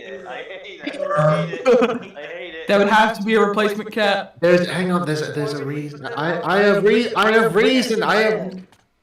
Okay, cool. Okay, the Cosgrove Hall series, the Prison Pat, that was made after the Woodland series. That's its own thing. It's like nicely continuing on here. I was referring to the Woodland Animations version of Jess because if you watch the original Woodland Animations series of Prison Pat, you see Jess age. Yeah. So in series 1, he's in his kitten years. In the specials, he's actually in his adult years, and in season 2, he's in his senior years. Because if you just look at the puppet, and you'll see in series 2, Jess has some grey areas. Grey hairs. And the reason why I chose 2004 is just died by the time was because Ivor Wood died during that time. So, couldn't have settle with that. I mean, live chat. Can you agree with me on that? Does that make sense? Yeah. I mean, how long does a cat live for? To be honest, I think it's like 12-ish years, give or take. Some cats have lived to like 20. It depends, I think. Yeah. Depends on health of the cat. Well, some cats can live longer. Depends on how old cat lady you've got. Yeah. Yeah. So I mean, Jess has been around for a good while, like so. Yeah. And you can just say that the newer Postman Pat series, it's just Security Engines just commented, still not over learning the village where Pat lives is called Garner Bridge and Greendale's just the valley. Yeah, that's true. What? I mean, it's just like it's like they always refer to the village as Greendale in the show. Yeah. Well, there is some lore behind that there. I think myself and Kipper once again I think Kipper once again is doing research on that there. He's yet to get back to me on that maybe at some point there. But every time we do find some new trivia or something that might have like some relation to the history of Prison Pub, we actually do share and say like this would be interesting. I mean, the fact that Ivor Wood actually took a leaf from Reverend Audrey's book by actually building a relief map of Greendale and Pencaster to show what the animator. Yeah, there actually was a relief map of Greendale made specifically for the TV series, just so that they can get the continuity right. So every time you see, in series 1, every time you see him pad driving to a location, he is actually following a special route. So anytime when the is there pictures? There's only one. It was found on a slide. It was first revealed at the Manchester Animation Fair festival when they were doing a talk about Ivor Wood's work, and this map was revealed, including Pat's original puppet, or what do you call the original puppet? Is it Manic? Something it's like. I don't know. It's a puppet, yeah. Well, yeah, but it was like a prototype puppet, just like a prototype. Oh, like a marionette. No, marionette is a puppet on strings. Oh, yeah. But it's something like that. Live chop, see if we can find the word. It's like another name for a prototype that begins with M. Anyway. A mock-up. Well, okay, we'll go with mock-up for now, yes. Sure. So, yeah, I don't know. So Pat's puppet was basically made using paper mache, and he had like foam for the hands. His cat badge was actually the nib of a fountain pen, which carried on to the first series of Pat, which is why, if you were questioning why does he have this diamond thing on his cap, it's actually the nib of a pen. Yeah. Also, some people are probably wondering, why are we moving from Thomas to Prison Pat? Because we want to steer away from Thomas for it. It's a kids show. It's related. It's fine. Yeah. But anyway, so this puppet was all featured up there. But anyway, among some of the archives, when this fan who was doing this website there, Ivor Wood, he was looking through the archives, and he found this like projector slide, and it was actually a slide of this big relief map of Greendale. It had like little pins with little tags on there, and it was all saying like who lived where and so forth. So like one said like Dan Waldron, who runs the mobile shop, he lives in Pencaster. His name's there in Pencaster. It shows where Pat lives, where Ted Glynn lives, where Granny Drown lives. And again, like I said, like they used the map for like when the editor of the series, Martin Bohan, I think his name was. He basically, Ivor would make up all these like would get Derek Mogford or himself to do the van shots of like moving around all the major sets, and Martin would have to go through all these like reels and have to like piece together which routes that Pat went along, and it has to feature on this. It features on the map, and they have to recreate it. I'm trying to find, where is this map here? I'm trying to find it here. I know it's here somewhere. Ah, here it is. Is this it? Yes. I found it.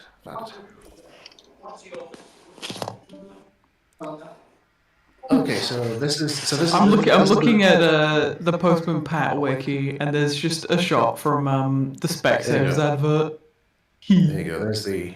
That's really fun. But the map there in live chat. Oh damn! That looks exactly like Audrey's map, but like Postman Pat. Also, viewers of the live stream, if you guys want to see this map as well, you can probably maybe find it on the Postman Pat wiki. Just look up. It might show a map of Greendale, perhaps. But I actually can't find that. Yeah. Put it on the wiki.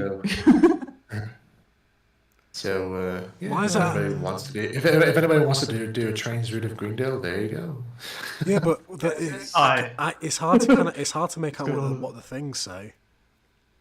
Well, again, yeah, because I mean, this was taken back in I think probably in the late 70s, I think. What the picture? Yeah, but the slide was from.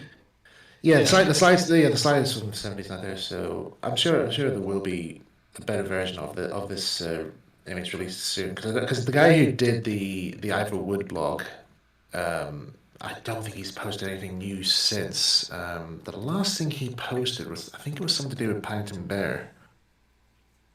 Because he looked at all the works. Yeah, the last entry was on March 28th, 2019, on set with Paddington Bear from the BBC archives. Yeah. So basically, it's just this really cool online blog all about Ivor Wood, and you get to see like all his previous works, not only like with Postman Pat out there, but also when he worked on Magic Roundabout, the Herbs, Parsley Lion, the Wombles. Oh man. The Hattitown Tales, if anybody remembers those ones. Not that I've come across that. So when are we getting this on the iOS? What? Ooh. There actually is something in here where they actually looked through the BBC archives, and we actually get to see what Pat. We actually find out how old Pat actually is in the series, in series 1. In series 1, Pat is actually 35 years old. So Pat Clifton, that 35 is years younger old. than I thought. Pat Clifton, 35 years old, lives at Forge Cottage, Greendale. Popularly known as Postman Pat, a tall, slightly angular man, he generally has a smile flickering over his face, as though he's relishing a good joke or contemplating a word that he considers to be delicately comical. He enjoys his work since there is nothing he likes better than to chat to all kinds of people, and he does this all day. He also enjoys helping people. It makes him feel valued. Oh. So it's a nice thing there. So then there's also pictures of. Oh, this is actually quite funny actually. Where when Cosgrove Hall got the rights to make Postman Pat, they got the original puppets. And they needed to make new ones there because they didn't want to use the old ones here. They did use some of the original puppets for like Jess's original season 2 puppet was used a few times in the Greendale Rocket special, but they were like, okay, we need to make a new puppet for Jesse, but they didn't know how the armature was made, so they took it to a specialist in Manchester. They basically took it to the Royal Infirmary in Manchester. And got it scanned, got it x-rayed, so that you can actually see Jess's armature, so they'd be able to learn how it has. And so it literally was an actual CAT scan of Jess the cat. Jess the cat scan. Yeah, so because even on the side, it literally was said like, Jess cat, dated 11th of February 2003 at 9 minutes past 5 in the evening. I'm gonna stop streaming for a bit because I need to go make some food. I'm starving, but I might. Yeah, no worries. Maybe later. I don't know. But yeah, thanks everyone for watching and stuff. But good to be.